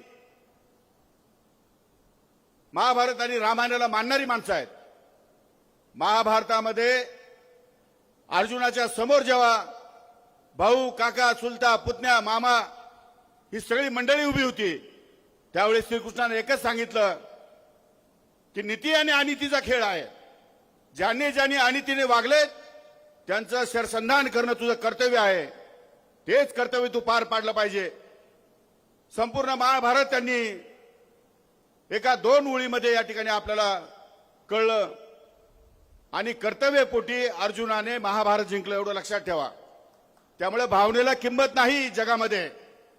जगामध्ये कर्तव्याला किंमत आहे. जो माणूस कर्तव्य करतो त्या माणसाच्या पाठीमागं आपण सातत्याने उभं राहिलं पाहिजे. आणि मी तर असं म्हणतो की काका झालं, मी झालं, सरोजताई झालं, झिरवाळ झालं किंवा आता काल खोसकर आले, आम्ही सर्वजण उद्या निवडून आल्यानंतर दादाचे हात बळकट करणार आहोत, लक्षात ठेवा. आपण सरोजताईला मत देणार नाही, आपण माणिक कोकटेला मत देणार नाही, आपण दिलीप काकाला मत देणार नाही. मत कोणाला देणार आहे? तर दादाचं नेतृत्व बळकट करण्यासाठी, दादाचे हात बळकट करण्यासाठी, दादाला साथ देण्यासाठी आम्हाला या ठिकाणी मत तुम्हाला तुमच्याकडनं पाहिजे मित्र. आज महाराष्ट्रामध्ये नेतृत्व जर आपण चर्चा केली तर नेतृत्व शोधून सापडत नाही. एका रात्रीतून नेतृत्व जन्माला येत नाही मित्र. नेतृत्व जन्माला येण्यासाठी काही पिढ्या जावे लागतात. सुदैवानं आपल्या हातामध्ये एवढं कर्तव्यदक्ष नेतृत्व आहे. राज्याचा गाडा चालवण्याची क्षमता आहे. सगळ्या थरातल्या लोकांचे प्रश्न माहिती आहेत. आमच्या लाडक्या बहिणीचे प्रश्न दादा ते त्यांच्या भाषणामध्ये बोलतील. असा जाणकार नेता आपल्याजवळ फक्त आणि फक्त एकच आहे मित्र, ते म्हणजे अजितदादा पवार. शब्द दिला की शब्द पाळणारा नेता, वादा केला की वादा पाळणारा नेता, अशी प्रतिमा दादांची संपूर्ण महाराष्ट्रभर नव्हे संपूर्ण देशभर आहे. त्यामुळे तुम्हाला आणि आम्हाला सर्वांना दादांची पाठराखण करायची आहे. स्वभावामध्ये एखाद दोन गोष्ट कमी जास्त असली तर त्याने काही फरक पडत नाही, पण आपल्या विकासामध्ये, आपल्या अडचणीमध्ये, आपल्या कामामध्ये जर आपले आमदार सक्षमपणे साथ देत असेल तर तिची पाठराखण करणं आणि पर्यायानं दादाची पाठराखण करणं हे आपलं काम आहे मित्र. हे सर्वांनी नीतीने या ठिकाणी पार पाडलं पाहिजे. हा नीती आणि अनितीचा खेळ आहे. कोणी येऊ द्या उमेदवार, उद्याच्या विधानसभेमध्ये कोण आहे? उद्याच्या विधानसभेमध्ये समोरचे कोणी नाहीये. ते विधानसभेत नाहीये प्रश्न सोडवण्यासाठी. विधानसभेत प्रश्न सोडवण्यासाठी फक्त दादा बसणार आहेत आणि आम्ही असणार आहोत. त्यामुळे आमच्या प्रश्नाला न्याय देण्यासाठी, आम्हाला प्रश्न भांडून काढण्यासाठी दादांशिवाय पर्याय नाही. आणि दादांनाच आपल्याला त्या ठिकाणी हाऊसमध्ये या ठिकाणी बघायचं आहे. हाऊसमध्ये तेच असणार आहे. जे उद्या निवडणुका लढवत आहे ते तुम्हाला कोणी हाऊसमध्ये दिसणार नाही. ते तुम्हाला कोणी हाऊसमध्ये दिसणार नाही. त्यामुळे जे हाऊसमध्ये नाही आहेत त्यांच्याकडनं लोकल प्रश्न सोडवण्याची काय अपेक्षा करतात? किंवा भावनेच्या आहारी काय जातो आपण? आपल्याला पाहिजे विकास. विकासातून आपल्याला पुढे जायचंय, प्रगती. आज या भागातलं रस्त्यांचं जाळं अपग्रेड केलंय. नाशिक महानगरपालिका सरोजताईंच्या कार्यक्षेत्रामध्ये काही 1, 2, 2.5 गट येतात, प्रभाग येतो, पण तिथले रस्ते सुद्धा एवढे चांगले नाही. एवढे रस्ते ग्रामीण भागातले रस्ते चांगले गेले आहेत. एवढंच नव्हे, येणाऱ्या कुंभमेळ्यामध्ये माझी सुद्धा गरज आहे आणि सरोजताईंची गरज आहे. हे जे रिंग रोड आहेत, हे रिंग रोड करण्यासाठी आम्ही दोघंही भांडून या संपूर्ण नाशिक तालुका आणि सिन्नर तालुका या रिंग रोडच्या माध्यमातून कनेक्ट करणार आहोत. आम्ही सिंहस्थामध्ये मागे पडणार नाही, आम्ही कुठेही मागे पडणार नाही. मी तर असं म्हणतो, मी तर 2 पावलं मागे असतो, माझ्या पुढे 2 पावलं सरोजताई असते. सारखे प्रश्न मांडत असते, कधी मुख्यमंत्र्याकडे, कधी दादांकडे, कधी मंत्री महोदयाकडे, कधी फडणवीसांकडे. एकही माणूस या बाईने सोडलेला नाही. पहिलं काम एक काम, लहानचं बाळ बरोबर घेऊन जाऊन सुद्धा बाळाला सुद्धा वेळ देत नाही, परंतु जनतेसाठी वेळ देते. यापेक्षा तुम्हाला अजून काय पाहिजे आमदार? यापेक्षा तुम्हाला अजून कसला आमदार हवाय? त्यामुळे आपले सगळे मतभेद सोडून द्या आणि जे नेते तुम्हाला उलट पालट सांगतील त्यांना दारात उभं करू नका मित्र. लक्षात ठेवा, आज बरोबर बसायचं, मांडीला मांडी लावून बसायचं, दादाकडनं फायदे घ्यायचे आणि उद्या उलट बोलत राहायचं. असे जे कोणी करणार असतील त्यांना सुद्धा सोडू नका. वेळ गेलेली नाही, लक्षात ठेवा. हे राजकारणात करावंच लागतं आणि ते केलंच पाहिजे. त्यामुळे ज्यांना या ठिकाणी खरोखर या ठिकाणी सरकारची गरज आहे त्यांनी पाठराखण केली पाहिजे. आणि जे निगेटिव्ह बोलतात, निगेटिव्ह माणसं बोलण्यामध्ये आयुष्यात काहीच करू शकत नाही. ते फक्त नकारात्मकच बोलत असतात, त्यांच्याकडे करण्याची धमक नसते. त्यामुळे अशा लोकांच्या नादी लागून आपला वेळ खर्च करू नका. माझ्या तालुक्यामध्ये काल 15,000 कोटी रुपये एका दिवसामध्ये नदीजोड प्रकल्पासाठी, जो गेल्या वर्षानुवर्ष दुष्काळ तालुका होता, शापित तालुका होता, त्याचं शापित या ठिकाणी दूर करण्याचं काम अजितदादाने 15,000 करोड रुपयाचं नदीजोड प्रकल्पाचं काम केलं. मित्र, दादांसारखा नेता होणे नाही. त्यामुळे आपल्याला काही झालं तरी दुनिया इकडे तिकडे होऊ द्या, मतभेद मिटवा, मतांतर असतील तरी मिटवा, दादांच्या पाठीमागे उभं राहा. हे गाव माझं अतिशय जवळच आहे. इथले सगळे ढिकले, जाधव, सगळे कुटुंब यांचा माझा अतिशय घनिष्ठ संबंध आहे. आणि तुमच्या गावाला खासदार कोण दिला? मीच दिला ना. उत्तमराव ढिकले साहेबांना खासदार करायला मीच होतो त्यांच्याबरोबर. तेव्हा तुमच्या गावाला खासदारकी दिली, तुमच्या गावाला आमदारकी पण आमच्याच बरोबर आहे. तेव्हा तुमच्या गावाला उद्या सरोजताईच्या माध्यमातून पुन्हा एक आमदार या ठिकाणी मिळाला पाहिजे आणि या परिसरामधले राहिलेले प्रश्न सोडवण्यासाठी तिला ताकद दिली पाहिजे, अशी माझी आपल्याला नम्र विनंती आहे. मित्र, आणि म्हणून मी जास्त वेळ घेणार नाही. थोड्या वेळाने 1-2 तासांनी आचारसंहिता लागण्याची शक्यता आहे आणि दादांना यावर सविस्तर बोलायचं आहे. मी राजकीय या ठिकाणी एवढंच बोलतो की राष्ट्रवादी काँग्रेस पक्षाचे जिथे जिथे या ठिकाणी घड्याळाचे चिन्ह घेऊन उमेदवार उभे राहतील तिथे तिथे तुम्ही, तुमचे नातेवाईक, तुमचे मित्र, तुमच्या आप्तेष्ट जे असतील त्यांना फोन करून सांगा, घड्याळ एक घड्याळ, दुसरा उमेदवार बघायचा नाही, नाव बघायचं नाही, निशाणी बघायची नाही. त्यामुळे राष्ट्रवादी काँग्रेस पक्षाचे महाराष्ट्रावर उभे केलेले जर जे काही आमदार असतील, उमेदवार असतील, त्यांना आमदार केलं तरच दादांचं भवितव्य चांगलं लक्षात ठेवा. त्या उगीच दादांकडनं अपेक्षा ठेवायची आणि खाली तोंड वाकडं करायचं हे चालणार नाही. त्यामुळे दादांना मदत करायची असेल तर महाराष्ट्रभर आपले पक्षाचे कार्यकर्ते त्यांना मदत केली पाहिजे. कोणाच्या मनामध्ये किंतु परंतु असेल तर तो दूर केला पाहिजे. ही माझी आपल्याकडनं रास्त अपेक्षा आहे. ती आपण पूर्ण करावी, पूर्ण कराल अशी अपेक्षा व्यक्त करतो आणि आपली रजा घेतो. धन्यवाद. जय हिंद, जय महाराष्ट्र. धन्यवाद कोकाटे साहेब. जेव्हा माणूस करतो तेव्हाच त्याचा आवाज वाढतो हे लक्षात घ्या. आता इथे दिलीप काका बनकर आलेले आहेत, माननीय आमदार. त्यांचं स्वागत विक्रम कोठुळे यांनी करावं अशी मी त्यांना विनंती करते आणि लगेचच दादांसाठी जोरदार टाळ्या झाल्या पाहिजेत. विधिमंडळातील माझे सहकारी ज्यांनी आता आपल्या पुढे विचार मांडले ते आमच्या सिन्नरचे आमदार माणिकरावजी कोकाटे, आपल्या मतदारसंघाचे आमदार सरोजताई अहिरे, शेजारच्या निफाड मतदारसंघाचे आमदार दिलीपराव बनकर, माजी खासदार देविदासजी पिंगळे, यशवंतराव डिकले, अर्जुनराव टिळे, प्रेरणाताई बलकवडे, साहेबराव पेखळे, अनिल चौगुले, दिलीप थेटे, कैलासराव भोसले, निवृत्ती अरिंगळे, विष्णुपंत म्हैसधुणे, विश्वास नागरे, बाळासाहेब गडाख, भाऊसाहेब टिकले, विलास दुर्जड, रामराव गायधनी, संजय तुंगार, रमेश कांडळ, ज्ञानेश्वर पाटील, बाळासाहेब म्हस्के, भाऊसाहेब खांड महाले, राजाराम धनवटे, रतन जाधव, डॉक्टर प्रवीण वाघ, मनोहर कोरडे, जयराम ढिकले, राहुल ढिकले, मधुकर ढिकले, निवृत्ती ढिकले, अंबादास ढिकले, आनंदा ढिकले, कुंदन ढिकले, शीतलताई भोर, सुवर्णाताई पवार, माझ्या सय्यद पिंपरी सय्यद या परिसरातील जमलेले सर्व प्रतिष्ठित ग्रामस्थ, माझ्या मायमाऊली, माझे बांधव, पत्रकार मित्र, बंधू भगिनींनो, माझ्या तरुण मित्रांनो, कॅमेरेवाल्यांनो, तुमचा कॅमेरा लावला की खाली बसा, महिलांना तुमच्या पाठी दिसतात असं काय अर्थ आहे? तुम्ही बसून घ्या ना. खरं तर मी आपल्या सर्वांचं आजच्या कार्यक्रमाच्या निमित्तानं स्वागत करतो. माझ्या माहितीप्रमाणे आज निवडणूक आयोगाने प्रेस कॉन्फरन्स ठेवली. मला आजपर्यंतचा जो अनुभव आहे तो बघता आज आचारसंहिता जाहीर होईल आणि खऱ्या अर्थाने उद्याच्या 5 वर्षाच्या करता शिवशाहू फुले आंबेडकरांचा महाराष्ट्र हा कोणाच्या हातामध्ये द्यायचा हा निर्णय महाराष्ट्रातले तमाम मतदार त्या ठिकाणी 1 महिना ते 1 महिना 5 दिवसांनी घेतील. दसरा झाला मध्ये, आता दिवाळी आली. दिवाळी झाल्यानंतर त्या ठिकाणी तुळशीचं लग्न असतं, त्या काळामध्ये साधारण मतदानाचा दिवस येईल असा माझा अंदाज आहे. आज 3 वाजता आपल्याला कळेल. मला मध्ये स्वतः सरोज अहिरेंनी सांगितलेलं होतं 13 तारखेला की आपण देवळालीच्या विविध विकास कामाची भूमिपूजन आणि त्याच्यानंतर अमरावतीचा माझा कार्यक्रम होता जनसन्मान यात्रेच्या बद्दलचा, आणि त्याकरता मी वेळ पण दिलेली होती.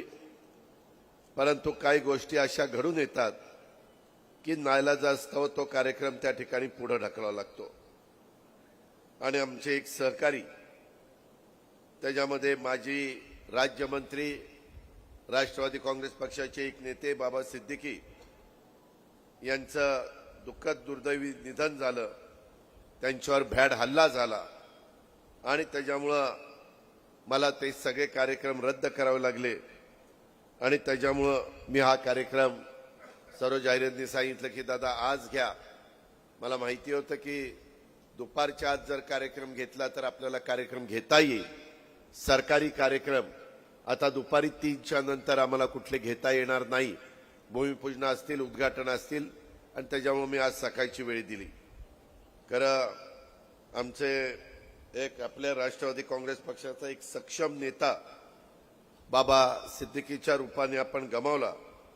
मी आपल्या सर्वांच्या वतीनं माजी राज्यमंत्री बाबा सिद्दीकी यांना भावपूर्ण श्रद्धांजली अर्पण करतो. आज मी सुरुवातीलाच देवळाली विधानसभा मतदारसंघातील विविध विकास कामाच्या भूमिपूजनाच्या निमित्तानं तुमच्या सर्वांच्या साक्षीनं आज हे विविध विकास कामाचं भूमिपूजन झालं असं सुरुवातीला जाहीर करतो. आणि त्या निमित्तानं माझ्या देवळालीकरांचं मनापासून अभिनंदन देखील करतो. माणिकरावांनी सांगितलं, स्वतः सरोजने सांगितलं, आम्ही लोकप्रतिनिधी म्हणून काम करतो. माणिकराव अनेकदा निवडून गेलेत, दिलीपराव गेलेत, सरोज पहिल्यांदा निवडून आली. मी माझ्या मतदारसंघातनं 7 वेळेला निवडून गेलोय.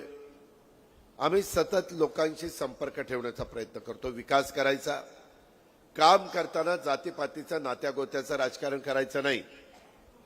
त्याच्यामध्ये जात, धर्म, पंथ या गोष्टी आम्ही ज्यावेळेस सांगतो की शिवशाहू फुले आंबेडकरांची विचारधारा, या विचारधारांनी सातत्याने 18 पगड जाती 12 बलुतेदारांना बरोबर घेऊन महाराजांनी त्या काळामध्ये हिंदवी स्वराज्याची स्थापना केली.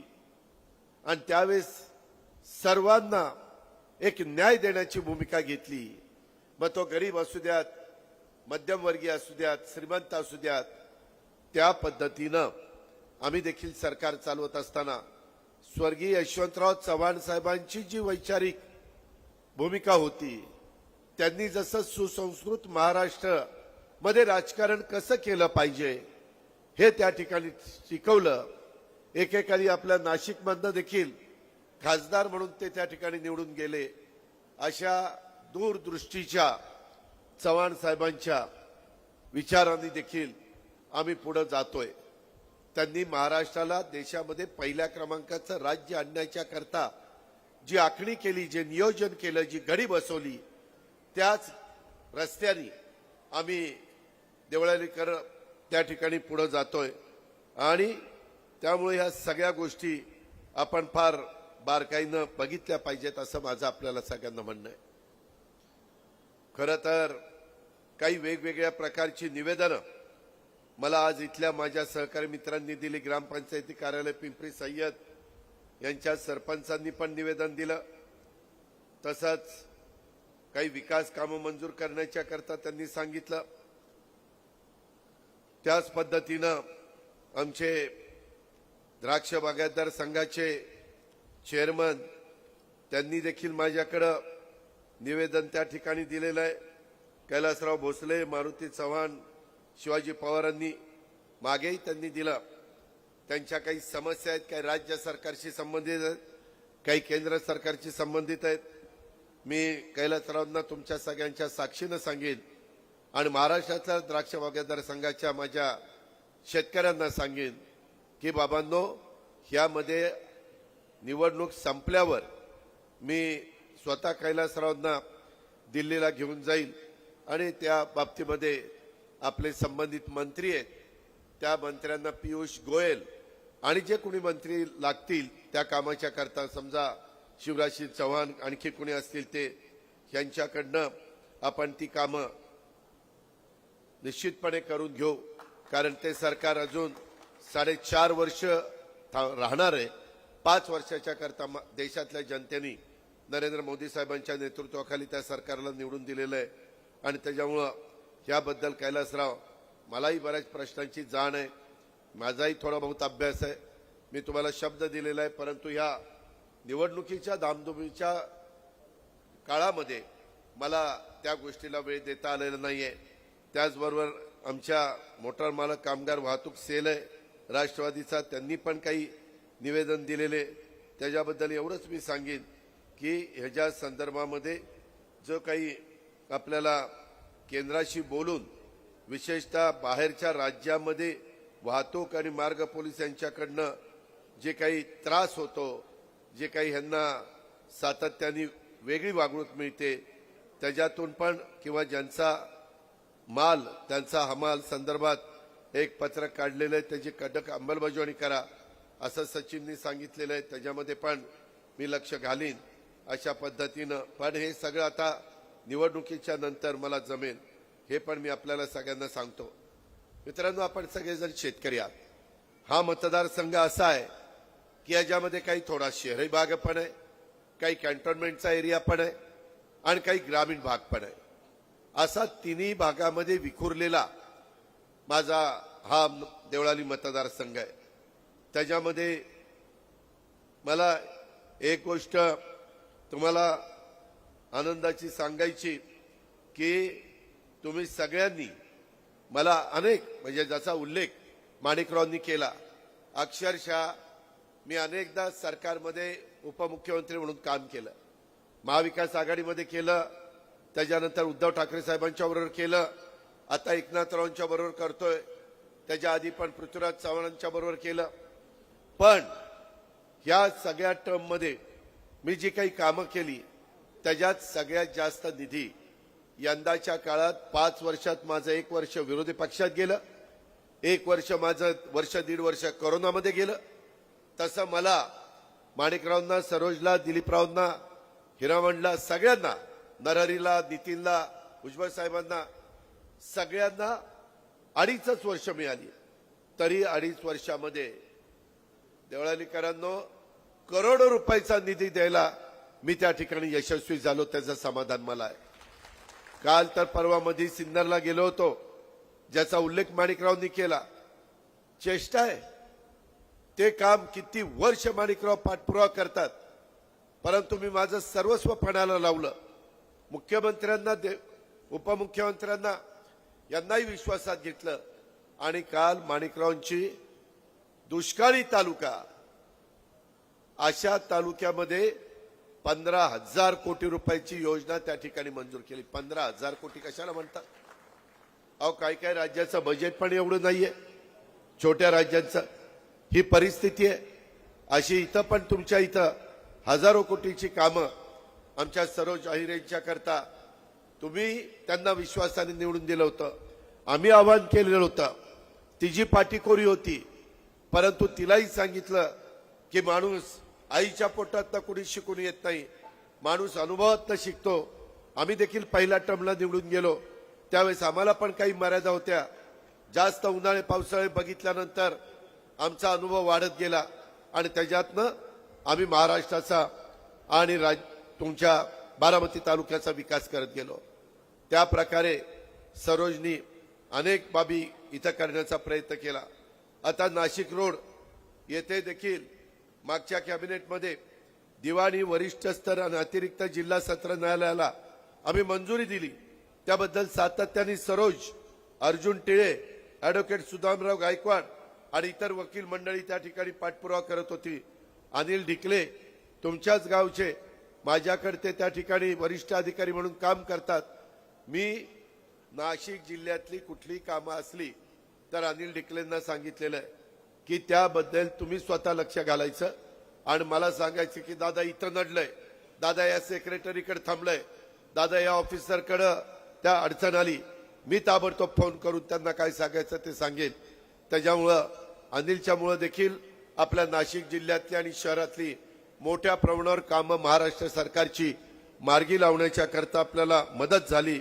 त्याच पद्धतीनं हे दिवाणी, वरिष्ठ स्तर आणि अतिरिक्त जिल्हा सत्र न्यायालय याला पण आपण मान्यता देऊ शकलो.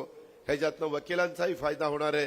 तिथं कोर्टाची पायरी कुणी चढू नये असं म्हणतात, परंतु कधी कुठला प्रसंग येईल सांगता येत नाही. त्याच्यावर नागरिकांना पण ह्याच्याबद्दलची सोय होणार आहे. ही पण बाब आपण सगळ्यांनी या निमित्तानं ध्यानामध्ये घेतली पाहिजे, अशा प्रकारची माझी विनंती आहे. आज सरोजवर एक गाणं सादरीकरण झालं, देवळालीची हिरकणी. एक चांगल्या पद्धतीने गाणं त्या ठिकाणी सादर केलं. काय काम केलेलं आहे त्याच्यातनं काम करणाऱ्याला पण स्फूर्ती येते, एक इच्छा येते किंवा आपण आणखीन कामं केली पाहिजे, एक जिद्द येते. त्याच्यातून मला विश्वास आहे की सरोज पुढं देखील चांगल्या पद्धतीनं ह्या सगळ्या परिसरामध्ये काम करत राहील. आज भुजबळ साहेबांचा देखील वाढदिवस आहे. मी आपल्या सर्वांच्या वतीनं मी जाता जाता मुंबईला दुपारी जाणार आहे, कारण माझी तिथे एक माजी मुख्यमंत्र्यांची उपमुख्यमंत्र्यांची प्रेस कॉन्फरन्स आहे आणि त्याच्यानंतर आयोगाची प्रेस कॉन्फरन्स आहे. त्याच्यामध्ये कार्यक्रमच जाहीर होईल किंवा कधी फॉर्म भरायचे आहेत, किती तारखेपर्यंत भरायचे आहेत, विड्रॉ कधी आहे, मतदान कधी आहे, मतमोजणी कधी आहे. त्याच्यामुळं ह्या सगळ्या थोडीशी आज घाईगडबड आहे. परंतु भुजबळ साहेबांच्या वाढदिवसाच्या निमित्तानं देखील त्यांना दीर्घायुष्य लाभावं, त्यांच्या हातून समाजाची चांगल्या प्रकारची सेवा घडावी आणि म्हणून त्यांना वाढदिवसाच्या मी लाख लाख आपल्या सर्वांच्या वतीनं तसंच महाराष्ट्राच्या जनतेच्या वतीनं देखील मी शुभेच्छा देतो. आज इथं बोलत असताना सरोजनी पण अनेक प्रश्न मांडले. त्याच्यामध्ये एकलेरे प्रकल्पाचा बाबा दादा इथं 660 मेगावॉटचा आम्हाला एक युनिट टाकून द्या, त्याच्यामध्ये श्री संत श्रेष्ठ निवृत्तीनाथ महाराज यांचा संस्थांचा भविष्यात आराखडा मंजूर करावून तिथं मदत करा. ही गोष्ट खरी आहे. तिनं मला सांगितलं त्यावेळेस अर्थसंकल्पाच्या बजेटमध्ये ह्या गोष्टीचा उल्लेख श्री संत श्रेष्ठ निवृत्तीनाथ महाराज यांचा आलेला आहे. त्याच्यामध्ये आपल्याला एकदा बजेटमध्ये उल्लेख आल्यानंतर सरकारला त्याच्यामध्ये निधी द्यावा लागतो. त्याच्यामुळं सरोज तुलाही सांगतो आणि तुझ्या मतदारांना पण सांगतो की याच्यामध्ये एक चांगला श्री संत श्रेष्ठ निवृत्तीनाथ महाराजांच्या नावाला साजेसा अशा पद्धतीचा आराखडा मी तुम्हाला त्या ठिकाणी करून देईल. तुम्ही काही काळजी करू नका अशा प्रकारची विनंती मी वारकरी संप्रदायाला पण करतो. यंदा पण अर्थसंकल्प सादर करत असताना मी कष्टकऱ्यांचा विचार केला, मी शेतकऱ्यांचा विचार केला, मी माझ्या आया बहिणींचा विचार केला, मी माझ्या मायमाऊलींचा विचार केला, मी माझ्या बांधवांचा विचार केला, तरुण तरुणींचा विचार त्या ठिकाणी केला. तसा साधू संतांचा महाराष्ट्र, संत ज्ञानेश्वर महाराज, संत तुकाराम महाराज यांचा महाराष्ट्र, वारकरी संप्रदाय मोठ्या प्रमाणावर आहे आणि त्या वारकरी संप्रदायाला पण चांगल्या पद्धतीनं अर्थसंकल्पामध्ये ज्या काही गोष्टी केल्या गेल्या पाहिजे होत्या त्या पण करण्याचा माझ्याकडनं आणि मुख्यमंत्री उपमुख्यमंत्र्यांच्याकडनं प्रयत्न झालेला आहे. ही पण बाब आपण सगळ्यांनी लक्षामध्ये घ्या. मगाशी बोलत असताना भाऊसाहेब टिकलेंनी प्रास्ताविक केलं, त्यांनी काही रस्त्याच्या बद्दलचा उल्लेख केला. एक गोष्ट खरी आहे की आम्ही देखील ग्रामीण भागाचं प्रतिनिधित्व करतो. पानंद रस्ते हे चांगले व्हावेत ह्याच्याकरता आम्ही पानंद रस्त्याचा खास कार्यक्रम राबवला. त्यांनी सांगितलं काही काही रस्ते विलेज रोड नाहीये आणि त्याच्यामुळे तिथं अडचण येते. आपण भाऊसाहेब ह्या सगळ्यातनं मार्ग काढायचा प्रयत्न केला. काही बाबतीत पानंद रस्त्याला पैसे दिले, काही बाबतीत 25-15चे पैसे दिले आणि त्याच्यातनं तुम्ही जे रस्ते रेकॉर्डवर नाहीत ते देखील तुम्ही करू शकता. त्याच्याचबरोबर 30-54 मधनं आम्ही त्याला निधी देण्याचा प्रयत्न केला. ह्या आमदारांचा निधी दरवर्षी 5 कोटीपर्यंत त्या ठिकाणी वाढवला. अशा अनेक बाबी त्याच्यातनं काढलेल्या आहेत. तरी भाऊसाहेब डिकले तुम्ही जे सांगितलेलं आहे त्याची नोंद मी घेतलेली आहे. अजून मी अधिकाऱ्यांशी बोलीन आणि याच्यातून माझ्या ग्रामीण भागामध्ये मोठ्या प्रमाणावर रस्ते आहेत. नॅशनल हायवे हे केंद्र सरकार करतं. वेगवेगळ्या प्रकारच्या ट्रेन रेल्वेलाही केंद्र सरकार टाकतं. आपले विमानतळ असतील, पोर्ट असेल, बंदर ते केंद्र सरकार करतं. परंतु बाकीचे रस्ते आता देखील तुमच्या इथला जो रस्ता झाला, इथं संबंधित कॉन्ट्रॅक्टर राम निंबाळकर आलेले आहेत. त्यांना मी गेले 25-30 वर्ष ओळखतो आणि त्याच्यामुळं जवळपास 250 कोटी रुपयाचा तुमचा हा रस्ता हा देखील माझ्या पिंपरी सय्यद, लाखलगाव, हिंगण, वेढे, कोटमगाव, जाकोरी, सांगगिरी, शिंदे, NH-50 ला जोडणारा रस्त्याचं कॉन्क्रिटीकरण राम किती काळामध्ये होईल? 1.5 वर्षात. राम हे आमच्या फलटणचे आहेत. आम्ही नदीच्या अलीकडं नीरा नदीच्या मी बारामती आणि फलटण. राम अतिशय चांगल्या पद्धतीनं तुझ्या नामातच राम आहे, त्याच्यामुळं रामासारखं काम रस्त्याचं इथं झालं पाहिजे. एक गोष्ट लक्षात ठेव, कारण एकदाच होत असतो. कॉन्क्रीटचा रस्ता आहे. माझी गावकऱ्यांना विनंती आहे, त्याचं रस्त्याचं काम सुरू होईल त्यावेळेस त्याला मदत करा. त्याच्यात इथनं नाही न्यायचं, इथं आडवी पाईपच घाल, मग खडी माझ्याकडनंच घे, मग सिमेंट माझ्याकडनंच घे, हे असलं काही करू नका. त्याला जिथनं घ्यायचं तिथनं घेईल. तुम्ही बाकीची मदत करा. तो रस्ता 1.5 वर्षामध्ये पूर्ण करण्याचा निश्चितपणे आम्ही त्या ठिकाणी प्रयत्न करू. आणि निधीच्या बद्दल तुम्ही काळजी करू नका. तो निधी देखील देण्याची जबाबदारी ही आम्हा लोकांची राहील. सर्वोच्च बरेच दिवसाचं ते दुखणं होतं, ते दुखणं आज 250 कोटी रुपये मंजूर करून आपण मार्गी लागलोय. त्या गोष्टीचं समाधान माझ्यासारख्या देखील कार्यकर्त्याला आहे. आम्हाला हेच करायचंय, ह्याच पद्धतीनं राज्याचा विकास करायचा आहे. आज कोविड नंतर येथे पहिलाच माझा सार्वजनिक कार्यक्रम याच ठिकाणी झाला होता. त्यावेळेस आपण येथे तालुका क्रीडा संकुलासाठी 5 कोटी मंजूर केलेले होते. आज ते देखील काम प्रगतीपथावर आहे. आणि माझी या विधानसभा कार्यकर्त्याला कार्यकाळातील शेवटची ही सभा आहे. आता यामध्ये मला पुढं जे यायचंय ते राष्ट्रवादी काँग्रेस पक्षाचा एक प्रमुख म्हणून मी प्रचाराला येणार आहे, महाराष्ट्रात फिरणार आहे. त्याच्यामुळं एक योग घडून येतो, तशा पद्धतीचा योग घडून आलेला आहे. आपण मात्र आपली जबाबदारी जे माणिकराव कोकाटेंनी सांगितलं त्या पद्धतीनं पार पाडा. अशा प्रकारची माझी तुम्हाला सगळ्यांना आग्रहाची, नम्रतेची, कळकळीची विनंती राहणार आहे. आणि हे मगाशी सरोजने सांगितलेले, इथं मी रस्ते बांधण्याच्या करता पैसे दिले, पाणी पुरवठ्याच्या योजना करण्याकरता पैसे दिले, चांगल्या इमारती बांधण्याच्या करता पैसे दिले. आज मी तुम्हाला सांगतो 3 वाजता आचारसंहिता आहे, त्याच्या आत या मतदारसंघात किंवा इतर मतदारसंघांमध्ये देखील 11-12 वाजेपर्यंत GR निघतील आणि त्याही विकासाला पैसा तुम्हाला दिला जाईल. त्याबद्दल आपण अजिबात काळजी करू नका. तशा प्रकारच्या सूचना देऊनच मी आज आपल्या परिसरामध्ये आलेलो आहे. याची पण नोंद माझ्या गावकऱ्यांनी आणि माझ्या इथल्या सहकारी मित्रांनी घ्यावी, अशा प्रकारची माझी आपल्याला विनंती आहे. आज माझ्या इथं माईमाऊली आल्यात. खरं तर मागे मी एकदा येऊन गेलो, गेल्या काही आठवड्यात माझ्या महाराष्ट्रातल्या मायमाऊलींनी, माझ्या बहिणींनी जे भरभरून प्रेम आणि माया दिली त्याबद्दल मी अंतःकरणापासून तुमचा ऋणी आहे. दरवर्षी राखी पौर्णिमेला प्रत्येक बहीण आपल्या भावाला राखी बांधते, पण तुम्ही यावेळेस तुमच्या दादाला हजारो राख्या बांधून मला जगातील सर्वात भाग्यवान भाऊ, भाग्यशाली दादा बनवलेला आहे. या वर्षीची राखी पौर्णिमा मी माझ्या राहिलेल्या आयुष्यात कदापि विसरू शकत नाही.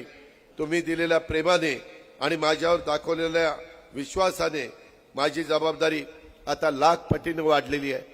माझ्या आमदारांची जबाबदारी वाढलेली आहे, माझ्या पक्षाची जबाबदारी वाढलेली आहे. तुम्ही दाखवलेला विश्वास सार्थ ठरवण्यासाठी, तुम्हाला लाभ आणि लाभातून बळ देण्यासाठी तुमचा अजित पवार, तुमचा अजित दादा तसोबर देखील कमी पडणार नाही, हा माझा तुम्हाला सगळ्यांना वादा आहे. ही पण गोष्ट माझ्या मायमाऊलींना आणि माझ्या बहिणींना सांगतो. 3 महिन्यापूर्वी मी ज्यावेळेस 10वा अर्थसंकल्प अर्थमंत्री म्हणून सादर केला, त्यावेळेस मला मुख्यमंत्री, उपमुख्यमंत्री या सगळ्या आमदारांनी सांगितलं की दादा असा काही अर्थसंकल्प द्या की त्याच्यामध्ये, मी बोललो ना एकलरे 660च्या, मी आता सांगितलं की तिनं ती मागणी केलेली आहे. त्यामध्ये आता काय झालं, वेळ कमी आणि एवढ्या मागण्या केल्या गेल्यात. मी त्याच्यामध्ये मार्ग काढतो, लक्ष देतो, तुम्ही काळजी करू नका. मी शब्दाचा पक्का आहे, मी काय असा तसा कार्यकर्ता नाहीये. त्याच्यामुळे राजाराम धनवटेजी, आपण जे काही तुमचं सर्वोच्च एकलहरेच्या बद्दलचं दुखणं आहे ते दुखणं निश्चितपणे मी दूर करीन, हा शब्द मी पुन्हा एकदा तुम्हाला सगळ्यांना देतो. आज इथे येत असताना मी अर्थसंकल्प ज्यावेळेस सादर केला त्यावेळेस मी विचार करत होतो की काय काय द्याव्यात.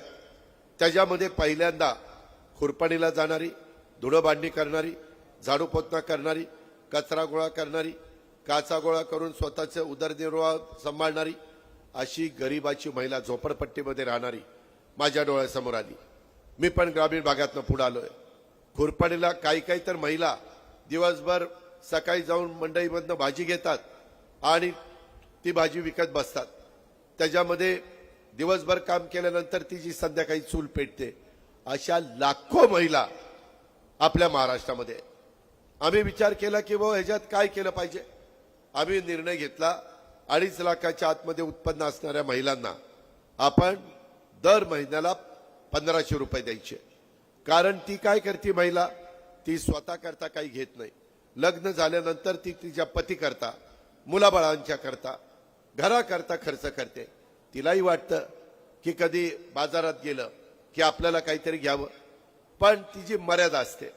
आणि तिच्याकडं आम्ही सत्तेमध्ये तिला सहभागी केलं, तिच्याकरता बचत गट काढले, तिला आर्थिक सक्षम करण्याचा प्रयत्न केला. परंतु ह्या योजनेच्या द्वारे लाडकी बहीण योजना आम्ही तिला सबल करण्याचा प्रयत्न केला. मला तिला सबल करायचं होतं. ती बाहेर पडली पाहिजे, पैसे डायरेक्ट तिच्या हातात गेले पाहिजे. आणि म्हणून बराच विचार करून आम्ही ते फॉर्म भरून घेतले. आताही मी माझ्या माय माऊलींना भेटत आलो. कितीतरी माय माऊली म्हणत होत्या, दादा आता ऑक्टोबर नोव्हेंबरचे पण 3000 रुपये जमा झाले. पहिले 3000 रुपये सोडले जुलै ऑगस्टचे, नंतर सोडले सप्टेंबरचे, आणि आता ऑक्टोबर नोव्हेंबर. मला माहिती होतं आचारसंहिता पहिल्या आठवडा झाल्यावर लागणार, त्याच्या आत पैसे दिले गेले पाहिजेत माझ्या माय माऊलींना. नसते गेले तर विरोधक गेले असते, बघा आचारसंहितेच्या काळात हे माय माऊलींना पैसे देत आहेत. म्हणून नियमामध्ये पण बसलं पाहिजे. आणि जशी आम्ही सगळ्यांनी मिळून माझ्या माय माऊली बहिणींची राखी पौर्णिमा, रक्षाबंधन हे आम्ही चांगलं केलं, ओवाळणी दिली, त्या पद्धतीनं आम्हाला भावांना, आमच्या माय माऊली बहिणींना उद्याच्या येणाऱ्या भाऊबीजेच्या निमित्तानं ओवाळणी द्यायची होती. ती ओवाळणी मी देऊ शकलो, त्याचं खूप समाधान माझ्यासारख्या कार्यकर्त्याला. विरोधक टीका करतात की योजना बंद करू. अरे काय तुमच्या का पोटात दिसतोय? आज गरीबाच्या घरामध्ये माझ्या मायमाऊलीच्या घरात पैसा जातो, तिला तो काढता येतो बँकेतनं, तर तुम्ही ती बंद करायची भाषा करता. कोर्टात गेले बंद करायला, कोर्टाने सांगितला सरकारचा निर्णय. काहींना अजूनही काही ना काही चुकीचं चाललेलं आहे. लोकांना सांगतात अरे सगळ्या राज्याला कर्जबाजारी केलं. अरे 10 वर्ष मी अर्थमंत्री म्हणून काम करतोय, मी कसं कर्जबाजारी करेन? 6.5 लाख कोटी रुपये वेगवेगळ्या करातनं शासनाच्या तिजोरीत जमा होतात. काही लाख कोटी रुपये पगाराला, पेन्शनला आणि व्याज द्यायला जातात. बाकीचे पैसे वेगवेगळ्या प्रकारच्या योजना राबवायला जातात. काही रस्ते करावे लागतात, लाईट करावे लागतात, पाण्याची व्यवस्था करावी लागते, हॉस्पिटल करावे लागतात, शाळा कराव्या लागतात, अनेक गोष्टी आहेत. केंद्राचा आम्ही पैसा आणतो, का हक्काने आम्ही पैसा आणतो? मोदी साहेबांच्याकडं, अमित शहांच्याकडं, पियुष गोयल, नितीन गडकरी, शिवराज सिंह चौहान यांच्याकडे गेलो तर ते आम्हाला नाही म्हणू शकत नाही.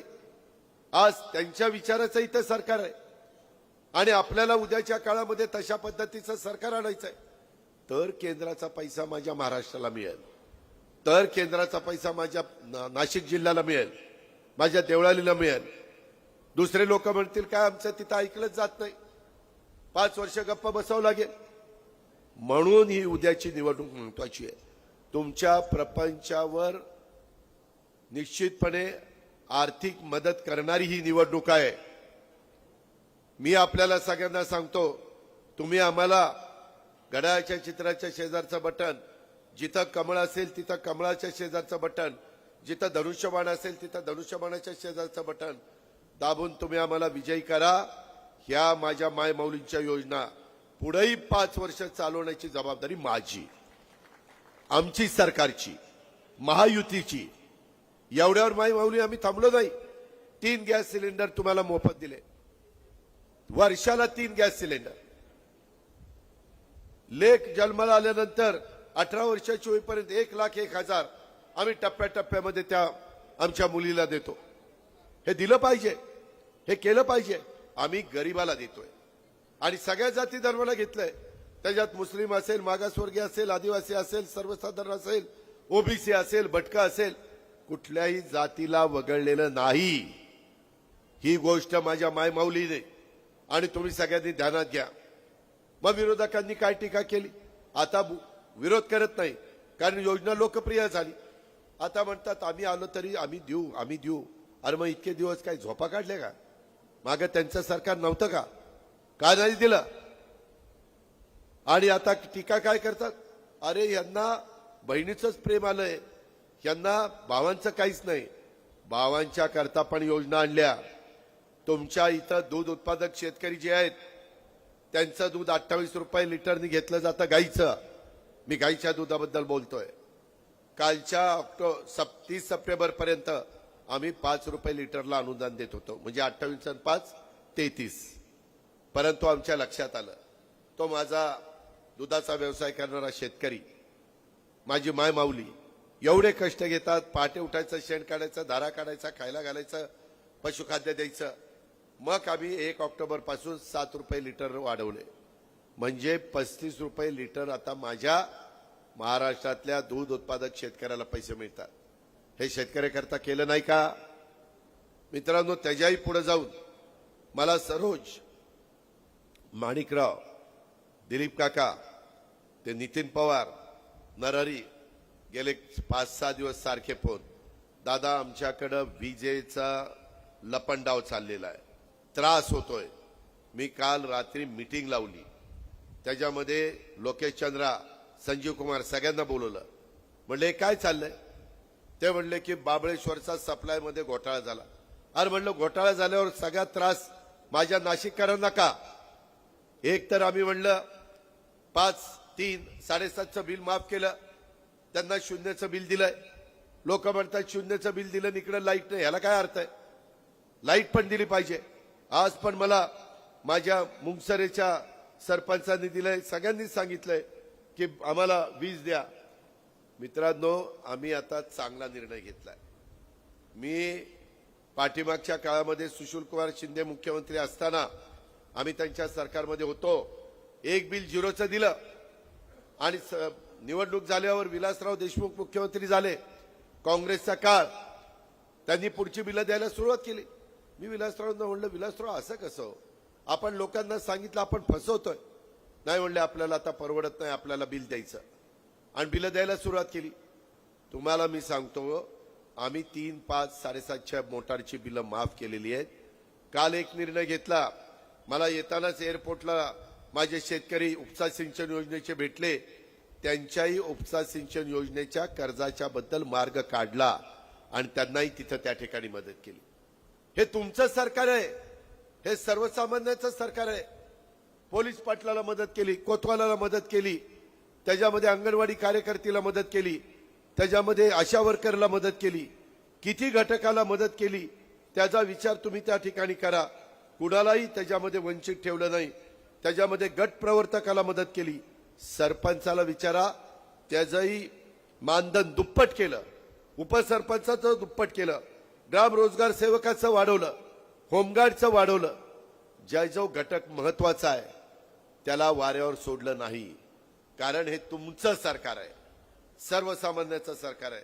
आता इथं प्रभाकर राजाराम डिकले आहेत का? प्रभाकर कुठे आहेत?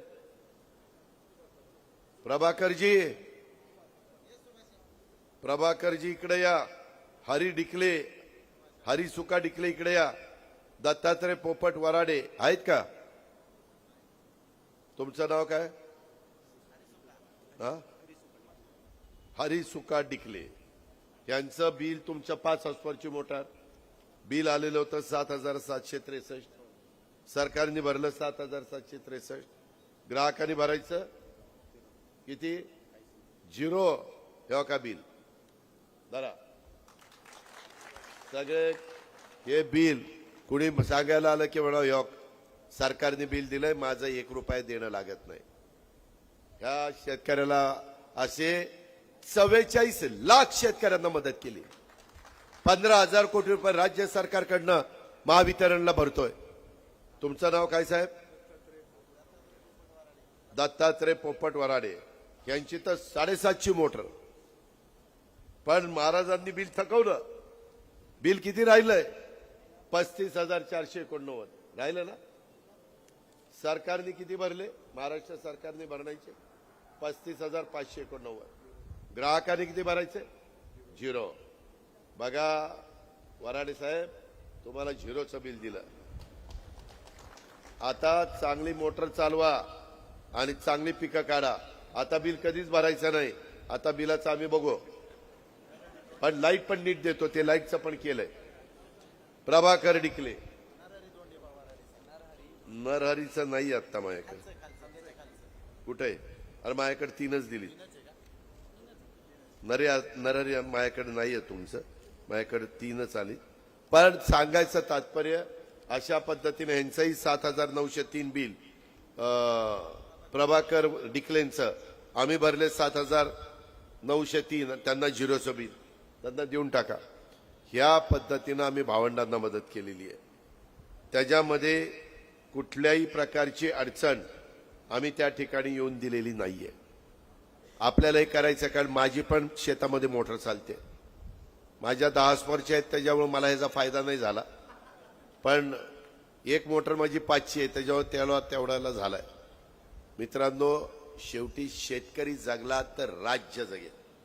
शेतकरी मोडला तर राज्य मोडेल. मला यांनी सगळ्यांनी सांगितलं. मी म्हणलं का रे बाबा लोकसभेला फटका का बसला? म्हणले तुम्ही दिल्लीला सांगा राव ती कांद्याची निर्यात बंदी उठवा.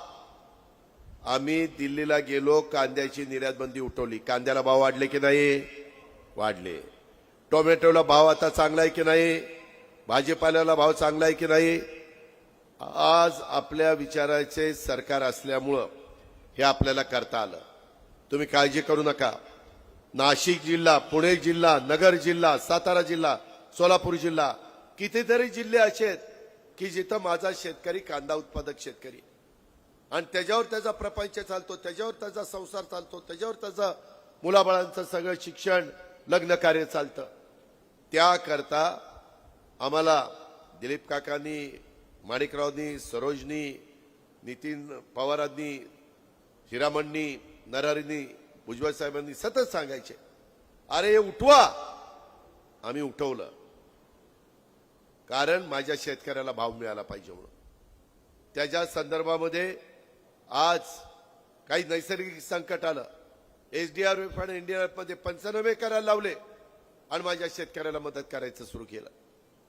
नैसर्गिक संकट कधी पाऊस येईल, कधी अतिवृष्टी, कधी दुष्काळ, कधी अवकाळी पाऊस, कधी गारपीट असली संकट येतात, वादळ, आणि त्याच्यात माझ्या शेतकऱ्याचं नुकसान होतं. त्याकरता आम्ही शेतकऱ्याला 1 रुपयात पीक विमा, बाकी करोडो रुपये सरकार भरतंय. कारण मी मगाशी सांगितलं शेतकरी मोडला तर राज्य मोडेल आणि म्हणून त्या शेतकऱ्याला मदत करण्याची आमची सगळ्यांची भूमिका आहे. ह्या गोष्टीची जाणीव तुम्ही ठेवा. आणि ह्याच्यातून आता आम्ही काय केलंय, जवळपास 9,500 मेगावॉट, 35,000 एकर गव्हर्नमेंटची जमीन आम्ही टेंडर काढलं. ही आमची जमीन, कुणाला सोलर पॅनल बसवायचे बसवा, म्हणजे सूर्यप्रकाशावर वीज तयार होणार. बसवले, काम सुरू झालं. शेतकरी बांधवांनो, 6 महिन्यांनी तुम्ही मला आशीर्वाद द्या, पाठिंबा द्या. महायुतीचं सरकार आणा.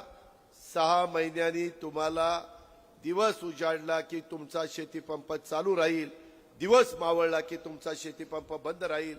दिवसा तुम्हाला वीज मिळेल, बिबट्याची भीती नाही, तुम्हाला सापाची, विंचवाची, कशाची भीती नाही. ह्या पद्धतीनं आपण निर्णय घेतला. कारण ते आता सोलरवरची वीज ही 9,500 मेगावॉट ही आपल्याला टप्प्याटप्प्याने मिळते आणि त्याच्यातनं आम्ही शेतकऱ्याला वीज देतोय. आम्हाला शेतकऱ्यांना वीज देताना आता ती तुमच्यापर्यंत पोहोचवताना 7 रुपये युनिटला खर्च यायचा, आता आम्हाला तो 3 रुपये येणार आहे. कारण ती सूर्यावर वीज तयार होते, त्याला काही पाणी लागत नाही, त्याला काही फ्युएल लागत नाही, त्याला काही कोळसा लागत नाही, त्याला काही गॅस लागत नाही. आणि म्हणून आम्ही ही वीज माफी करू शकलो. तुम्ही म्हणाल आत्ताच कसं? आत्ता नवीन टेक्नॉलॉजी आली, मागं नव्हती. आता सूर्य, माझ्या इथले काही पंप मी महाराष्ट्रात बघितलेले आहेत की सोलरवर चालतात. ढगाळ वातावरण आलं तरी 7.5चा पंप 5 हॉर्सपावरचा का होईना पाणी फेकतो. या पद्धतीनं आपलं काम चाललंय. तुम्ही काळजी करू नका. हे तुम्हाला दिवसा वीज देण्याचं काम आणि तुमच्या 4-5 तालुक्यामध्ये जी अडचण आलेली आहे ती 2 ते 3 दिवसात, माझा शब्द आहे, 2 ते 3 दिवसात, त्याच्या आधीच करीन. पण मी मागतोय 2-3 दिवस मला त्या ठिकाणी द्या. तुम्हाला विजेची अडचण येऊन देणार नाही. कारण मलाही माहिती आहे ना, मला उद्या विधानसभेच्या प्रचाराला यायचंय ना. वीज नाही दिल्यावर तुम्ही आम्हाला काय बांबू दाखवाल. मी शेवटी शेतकरी आहे, मलाही कळतं माझं पीक आता पाऊस पडला म्हणून माझं रानातलं पीक जळायला लागलं आणि माझ्या विहिरीला पाणी आहे, माझ्या बोरला पाणी आहे, माझ्या नदीला पाणी आहे, माझ्या कॅनोलला पाणी आहे, तर लोक चिडणार नाही मोटर लाईट नसल्यावर. त्याच्यावर ते केलंच पाहिजे मला आणि मी त्याच्यात लक्ष घातलंय. कालच रात्री मीटिंग घेऊनच तुमच्याकडे सकाळी आलोय. ही पण बाब आपण सगळ्यांनी या निमित्तानं ध्यानामध्ये ठेवावी अशा प्रकारची माझी आपल्याला सगळ्यांना आग्रहाची विनंती आहे. एकंदरीतच आता निवडणुकीला तसा कमी वेळ राहिलेला आहे. जेवढी काही कामं करता येईल. कोरोना नसताना देवळालीकरांनो, नाशिककरांनो, अजूनही प्रत्येक मतदारसंघात यांना 1,000-1,500 कोटी रुपये अजून दिले असते. पण मला त्या काळात माणसं जगवणं, त्यांना दवाखान्यामध्ये नेणं, वॅक्सिन देणं, रेमडेसिवीरचं इंजेक्शन देणं, त्याच्यामध्ये अँब्युलन्स देणं, त्याच्यामध्ये व्हेंटिलेटर्स देणं, काहीच नव्हतं ना आपल्याकडं. एकदम किती लोक आजारी पडली. ऑक्सिजन, लोक फोन करायची, दादा टँकर पाठवा, आमचा ऑक्सिजन संपायला आला. रातोरात ऑक्सिजन आम्ही पाठवत होतो. बाकी सगळे जे ऑक्सिजनवर प्लांट आहेत सगळे बंद केले. म्हटलं पहिलं माणसं जगवायची. माणूस जगला तर पुढं आपलं आयुष्य आहे.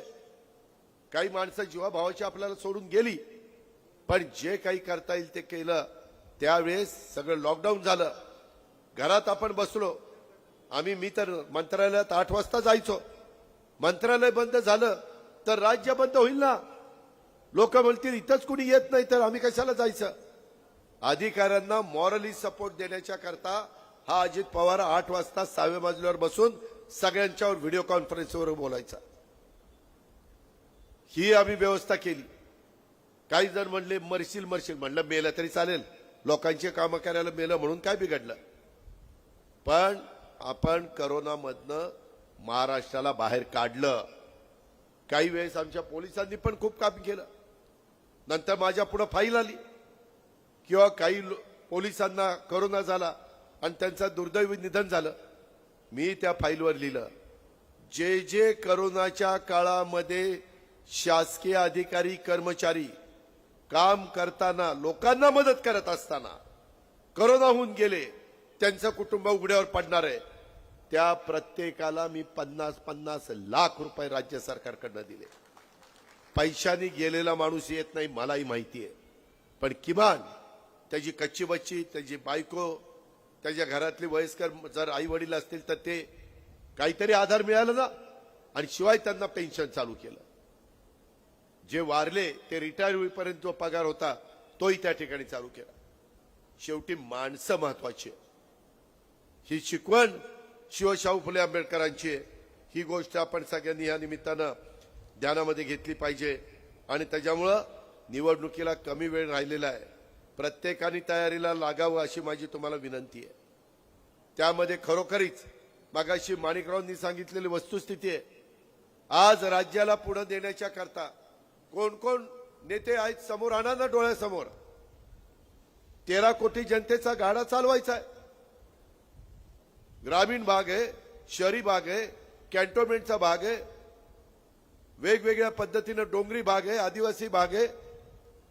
आम्हाला अनुभव आहे, आम्ही करून दाखवतो. म्हणून माझी तुम्हाला विनंती आहे, महायुतीच्या मागे आणि जिथं राष्ट्रवादी काँग्रेस पक्षाचे घड्याळाचं चिन्ह घेऊन आम्हाला कुणालाही अपमानित करायचं नाही, आम्हाला कुणालाही दुखवायचं नाही. आता आम्ही करतोय, आमची चूक झाली तर तुम्ही सांगा ना. तुमचा सरपंच आहे भाऊसाहेब, त्याने सांगावं, किंवा महेश दुनेत किंवा इतर आमचा देवीदास पिंगळे आहेत, त्यांनी सांगावं नाही राव दादा हे इथं असं असं जरा चुकलंय, असं झालं असतं तर बरं झालं असतं, आम्ही दुरुस्त करू. पण त्यामध्ये लोकांचे प्रश्न माहिती असणारं नेतृत्व हे अतिशय महत्वाचं आहे. आज सरोजच्या रूपाने माझ्या देवळाली मतदारसंघाला एक धडाकेबाज महिला प्रतिनिधी त्या ठिकाणी मिळालाय. खऱ्या अर्थानं जिजाऊ सावित्रीची ती लेक आहे, स्त्री शक्तीचं रूप आहे असं म्हटलं तर ते वावगं ठरणार नाही. माझी तुम्हाला विनंती आहे, देवळाली मतदारसंघाच्या सर्वांगीण विकास हेच तिचं ध्येय होतं आणि या मतदारसंघासाठी तळमळीनं काम करणारे आमदार अशी तिची महाराष्ट्रात ओळख झाली. हळवी आहे, तिला लहान बाळ झालं त्यावेळेस ते बाळ घेऊन ती सभागृहामध्ये यायचे. तिथं हिरकणी त्या ठिकाणी आपण सुरू केलं, तिथं पाळणा आणि बाकीची सगळी सुविधा ठेवली. प्रत्येकाच्या आयुष्यामध्ये महिलेच्या येत असतो तो प्रसंग, पण तोही प्रसंग त्या बाळाची आई म्हणून पण तिनं मातृत्वाचा प्रसंग निभावला आणि तुमचंही लोकप्रतिनिधित्वामध्ये कुठं ती कमी पडू दिली नाही तिनं स्वतःला. हेही अतिशय वाखाणण्यासारखं आहे. आणि झाशीची राणी लक्ष्मीबाई, जसं तुम्हाला माहिती आहे, आपण फोटोत बघतो, ती लढाईला घोड्यावर बसून जायची आणि लहान लेकरू पाठीना बांधायची आणि लढाईत उतरायची की नाही? आहे का नाही इतिहास? अगदी तशीच तुमची आमदार सरोज आपल्या लहान लेकराला घेऊन नागपूरला अधिवेशनाला आली होती आणि तिकडेही लक्ष द्यायची आणि तुमचे प्रश्न सोडवण्याच्या करता सभागृहामध्ये पण लक्ष द्यायची. अशी ती आमदार आहे. ह्याची जाणीव माझ्या देवळालीकरांनी त्या ठिकाणी ठेवावी. लेकरू लहान असूनही ती तिच्या जबाबदारीपासून कधी मागे हटली नाही. अख्ख्या महाराष्ट्राने तिच्या कष्टाची, तिच्या प्रामाणिकपणाची, तळमळीची नोंद घेतलेली आहे. तिचं कौतुक केलेलं आहे. त्या बघाशी तुम्ही बघा, मुख्यमंत्री आणि सगळेजण ते कौतुक करत होते. मृणालताई, नीलमताई गोरे त्या देखील कौतुक करत होत्या. देवळाली मतदारसंघाचे प्रश्न मार्गी लावणं, जनसामान्यांची कामं करत राहणं ही सर्वोच्च तळमळ आहे. ती राष्ट्रवादी काँग्रेस पक्षाची आमदार आहे, याचा मला अभिमान आहे. तिच्या पाठीशी आम्ही मजबूतीनं उभे आहोत. आम्ही कुठेही तिला अडचण येऊन देणार नाही. हा शब्द देखील गावकऱ्यांनो, नाशिककरांनो, देवळालीकरांनो तुम्हाला हे देतो. पण तुमची जबाबदारी पण तुम्ही त्या ठिकाणी पाडा. कुठेही तुम्हाला माहिती आहे, विहितगाव, बेलदगव्हाण, मनोली या गावातील शेतकऱ्यांच्या उतार्यावर असलेली बालाजी देवस्थानाची नोंद रद्द 50 वर्ष प्रलंबित प्रश्न होता. 50 वर्ष, 15,000 शेतकऱ्यांचा प्रश्न तिच्या पाठपुराव्यामुळे मार्गी लागला की नाही? 50 वर्ष कुणाला ते करता आलं नाही. तिनं विधानसभेच्या काळात दिलेल्या शब्दाची शब्दपूर्ती केली. नाशिक सहकारी साखर कारखाना भाडे तत्वावर चालवण्याच्या करता देखील बँकेस निवड काढण्याकरता ती माझ्या मागे लागली आणि तो प्रश्न आपण मार्गी लावला. 660 मेगावॉटचे एक लहरेचे प्रकल्पाचा प्रश्न मार्गी लावण्यासाठी देखील तिचा प्रामाणिकपणे पाठपुरावा त्या ठिकाणी राहिलेला आहे आणि त्याच्याबद्दल मी मगाशीच राजाराम धनवट्यांना पण सांगितलेलं आहे की या पद्धतीनं मी त्याच्यामध्ये पुढे जाईल. मौजे विलोळी, गवळाने व आंबे बहुला लघु पाटबंधारे केस 7/91 रद्द करून शेतकऱ्यांच्या 7/12 उतार्यावरील नोंदी रद्द करण्याचा ऐतिहासिक निर्णय सरकारने कुणामुळे घेतला? या सर्वोच्च पाठपुराव्यामुळे झाला. त्यामुळे माझ्या शेतकऱ्यांच्या 7/12च्या नोंदी रद्द त्या ठिकाणी झाल्या. राज्यामध्ये एकूण 7 कॅन्टोन्मेंट बोर्ड आहेत. त्या मतदारसंघात माझ्या इथं पिंपरी चिंचवडला पण आहे, पुण्याला पण आहे. खडकी, पुणे आणि माझं काय ते खडकी, पुणे आणि देवरोड, तसं तुमच्याकडे पण आहे देवळाली कॅन्टोन्मेंट बोर्ड. ह्या मतदारसंघात कधीच राज्य सरकारचा निधी येत नव्हता. तिनं मला दाखवलं की दादा, तिथं लोक राहतात, महाराष्ट्रातली ती लोक मतदान करतात, परंतु त्या कॅन्टोन्मेंट बोर्डचा नाशिक जिल्हा नियोजनात समावेश करा. मी समावेश इथंही केला, नगरला पण केला आणि माझ्या पुण्यात पण केला. आता सगळे कॅन्टोन्मेंट त्याच्यात आले. आता तिथल्या लोकांना विकास कामाकरता पैसा मिळायला लागला. देवरगाव, भोकरपाडा येथे आदिवासी पांड्यावर स्वातंत्र्य मिळाल्यानंतर प्रथमच वीज पुरवठा करून आदिवासी बांधवांच्या आयुष्यात खऱ्या अर्थाने त्या ठिकाणी अंधार दूर करण्याचं काम या बाबतीमध्ये झालंय. विधानसभा निवडणुकीत कितीतरी महिला भगिनी दिलेला शब्द डोक्यावर दिलेला पाण्याचा अंडा उतरवण्याचा शब्दपूर्तीकडे वाटचाल ह्या मतदारसंघाची चाललेली आहे. देवळाली मतदारसंघातल्या 54 गावांना जल जीवन मिशन अंतर्गत नळ पाणी पुरवठा योजनेसाठी 104 कोटी रुपयाचा निधी मी उपलब्ध करून दिलेला आहे. मौजे शिंदे 30 खाटांचं रुग्णालय 35 कोटी रुपयाचा निधी मंजूर करून दिला आहे. गिरणारे ग्रामीण रुग्णालय 16 कोटीचा निधी त्या ठिकाणी मंजूर करून दिला. ओझरखेड ब्रिटिशकालीन धोकादायक असलेल्या 28 गावांचा प्रमुख संपर्क मार्गावरील पूल चांगला करायला पाहिजे. गणेशगाव नाशिक येथे पुलासाठी 6 कोटी केले आणि ह्या पुलासाठी 11 कोटी रुपये केले. स्मशानभूमी म्हणू नका, दफनभूमी म्हणू नका, जी कामं तुमच्या करता करण्याची गरज होती ती करण्याचा प्रयत्न आम्हीच्या सरोजनी केलाच केला. पण आम्ही देखील त्याच्यामध्ये तिचा पाठपुरावा असायचा. कधी कधी ती थोडीशी नाराज व्हायची, पण शेवटी काम पत्ते झाल्याशिवाय ती गप्पा बसायची नाही. ह्या पद्धतीनं आम्ही पुढे चाललेलो आहे. मला देवळालीकरांना जाता जाता सांगायचंय, आम्ही सर्वांना न्याय देतोय. मी अल्पसंख्याकांना काल महत्वाचे निर्णय घेतलेत. त्यांच्याकरता ज्या आपल्या इथं मदरसा असतात तिथं काम करणाऱ्यांचाही पगार वाढवला. मौलाना आझाद महामंडळाचा भागभांडवल वाढवलं. बँक गॅरंटी त्यांची शासनाची गॅरंटी वाढवली. शादीखाना त्याला आम्ही पैसे मंजूर केले. दफनभूमीला पैसे मंजूर केले. आदिवासी समाजाच्या करता टार्टी, मातंग समाजाच्या करता आरटी संस्था काढली. मागासवर्गीयांकरता बार्टी, मराठा समाजाच्या करता सारथी, ओबीसी समाजाच्या करता महाज्योती, आर्थिक मागास समाजाच्या करता अमृत, बंजारा समाजाच्या करता वनारटी. आणि मला माझे मुस्लिम बांधव म्हणायचे, दादा आमच्या करता का करत नाही, काँग्रेसला करता आलं नाही. आम्ही मात्र या सरकारमध्ये अल्पसंख्याक समाजाच्या उद्धाराकरता, मुला मुलींना स्वतःच्या पायावर उभं करण्याकरता मार्टी संस्था काढली. हे आम्ही करू शकलो. वेगवेगळी महामंडळ काढली. अनेक समाज त्याच्यामध्ये येतले. काही राहिले असतील तर तेही घेईल. गुरव समाज, वीरशैव लिंगायत समाज, वडार समाज, सुतार समाज, रामोशी समाज, ब्राह्मण समाज, सोनार समाज, राजपूत समाज, आर्यवैश्य समाज, नाभिक समाज, बारी समाज, तेली समाज, विणकर समाज, जैन समाज, हिंदू खाटीक समाज, लोणारी समाज, अल्पसंख्याक समाज, लाड शाखीय वाणी समाज, त्याचबरोबर लोहार समाज, शिंपी समाज, गवळी समाज, नाथपंथीय समाज, आगरी समाज, प्रकल्प बाधित लोकांच्या करता देखील नागनाथ अण्णा नायकवाडी प्रकल्प बाधित प्रकल्पग्रस्त आर्थिक विकास महामंडळ काढलं. ते तुम्हाला पण एक लहराला उपयोगी पडणार आहे. पत्रकारांच्या करता पत्रकार आर्थिक विकास महामंडळ, वृत्तपत्रांच्या करता वृत्तपत्र विकास आर्थिक विकास महामंडळ, एवढी महामंडळ काढली. हे सरकार तुमचं आहे. हे सरकार सर्वसामान्यांचं आहे. कधी महाराष्ट्राच्या इतिहासात आम्ही जेवढे निर्णय घेतले तेवढे माग निर्णय घेता आलेले नाहीत. हे आपण लक्षामध्ये ठेवा.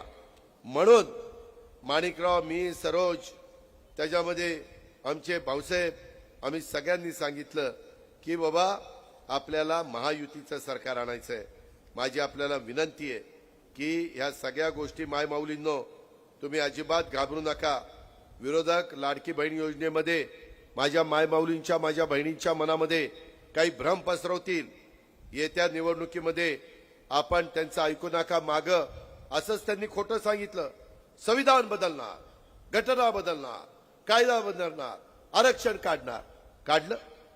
आले ना मोदी साहेब तिथं? काढलं. पण मतं नाही ना आम्हाला मिळाली. आमच्या दोन्ही जागा नाशिकच्या गेल्या ना. असं अनेक ठिकाणी झालं. आम्ही सांगत होतो बाबा नाही आम्ही काढणार. मी आज पण पुन्हा सांगतो, शेतकऱ्यांच्या हिताकरता, गोरगरिबांच्या कष्टकऱ्यांच्या हिताकरता. मला ते सोयाबीन वगैरे पण आलंय. सोयाबीनचा पण दर वाढण्याच्या करता माझं वरिष्ठांशी चर्चा झाली. आता तेलाच्या थोड्या किमती त्या ठिकाणी वाढतायत. त्याच्यातनं आपलं सोयाबीनला पण फायदा होणार आहे. तोही आम्ही, ऊसाची पण किंमत आम्ही त्या ठिकाणी वाढवतोय. द्राक्ष बागायतदार संघाचं मगाशीच मी तुम्हाला सांगितलं की त्याच्यामध्ये अनेक प्रकारचे वेगवेगळे अडचणी ह्या इथं मांडण्याचं काम हे करण्यात आलेलं आहे. त्याच्यामध्ये देखील मी जातीनं लक्ष घालीन त्याबद्दल आपण काळजी करू नका.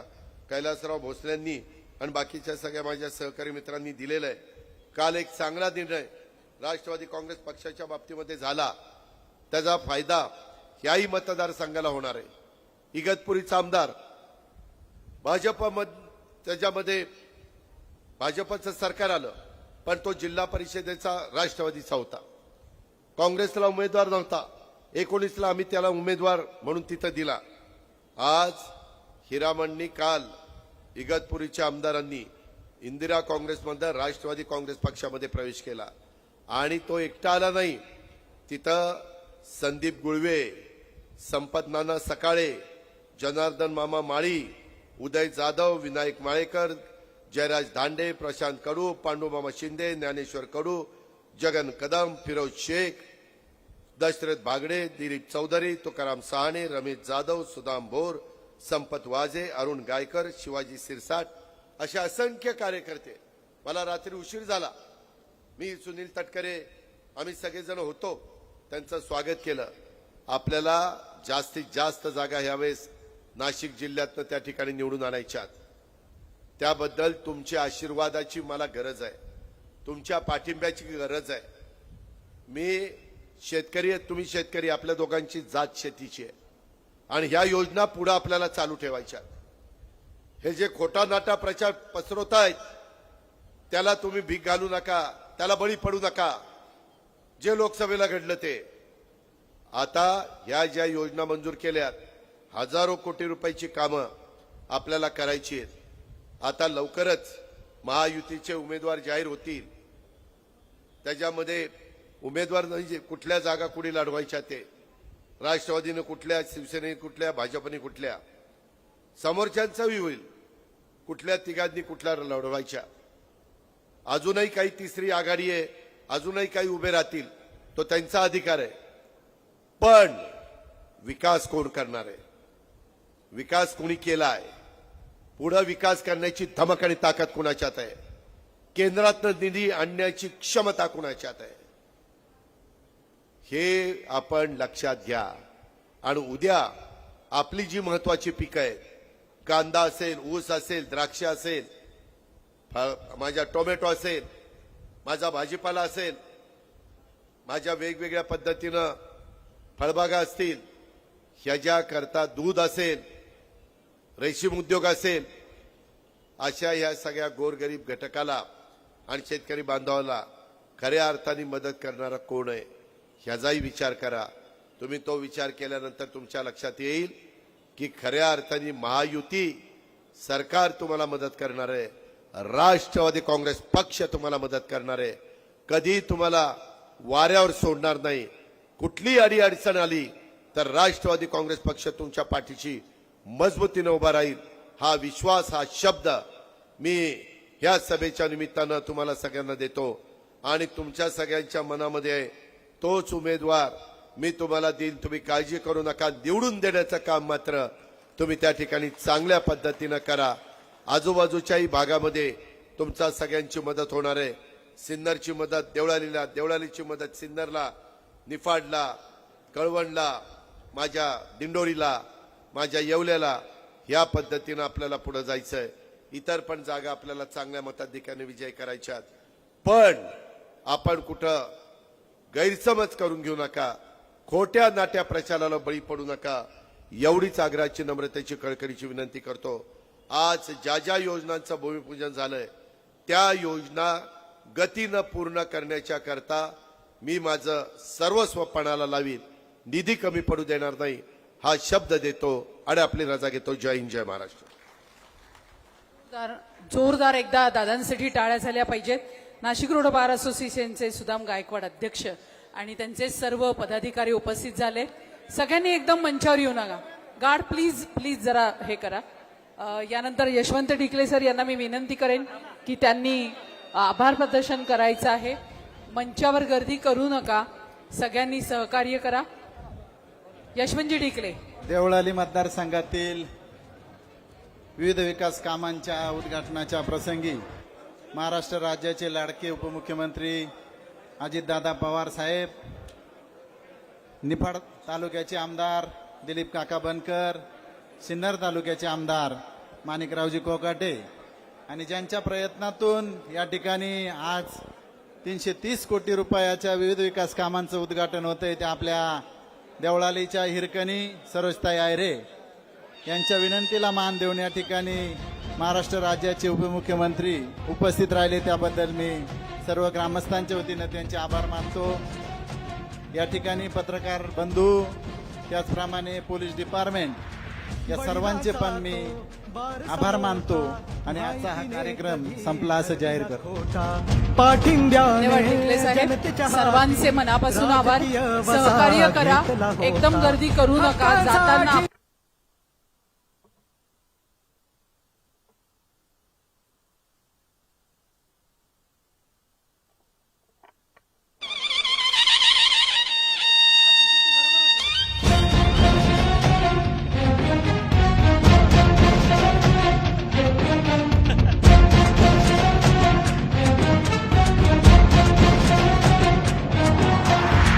वडिलांचा तो बारसा मोठा, नाही तिने कधी ठरविला खोटा. पाठिंब्याने जनतेच्या हाती राजकीय वसा घेतला होता. हक्कांसाठी रयतेच्याही ओलावते पापणी, ठेवून चाले जनविकासाचा ध्यास तिच्या होमनी. ही देवळालीची हिरकणी, देवळालीची हिरकणी, ही देवळालीची हिरकणी, देवळालीची हिरकणी. देवळालीची हिरकणी आली, स्वाभिमानाचं हसू तिच्या गाली. नतमस्तक जनते पुढं दिसाली, देवळालीची हिरकणी आली.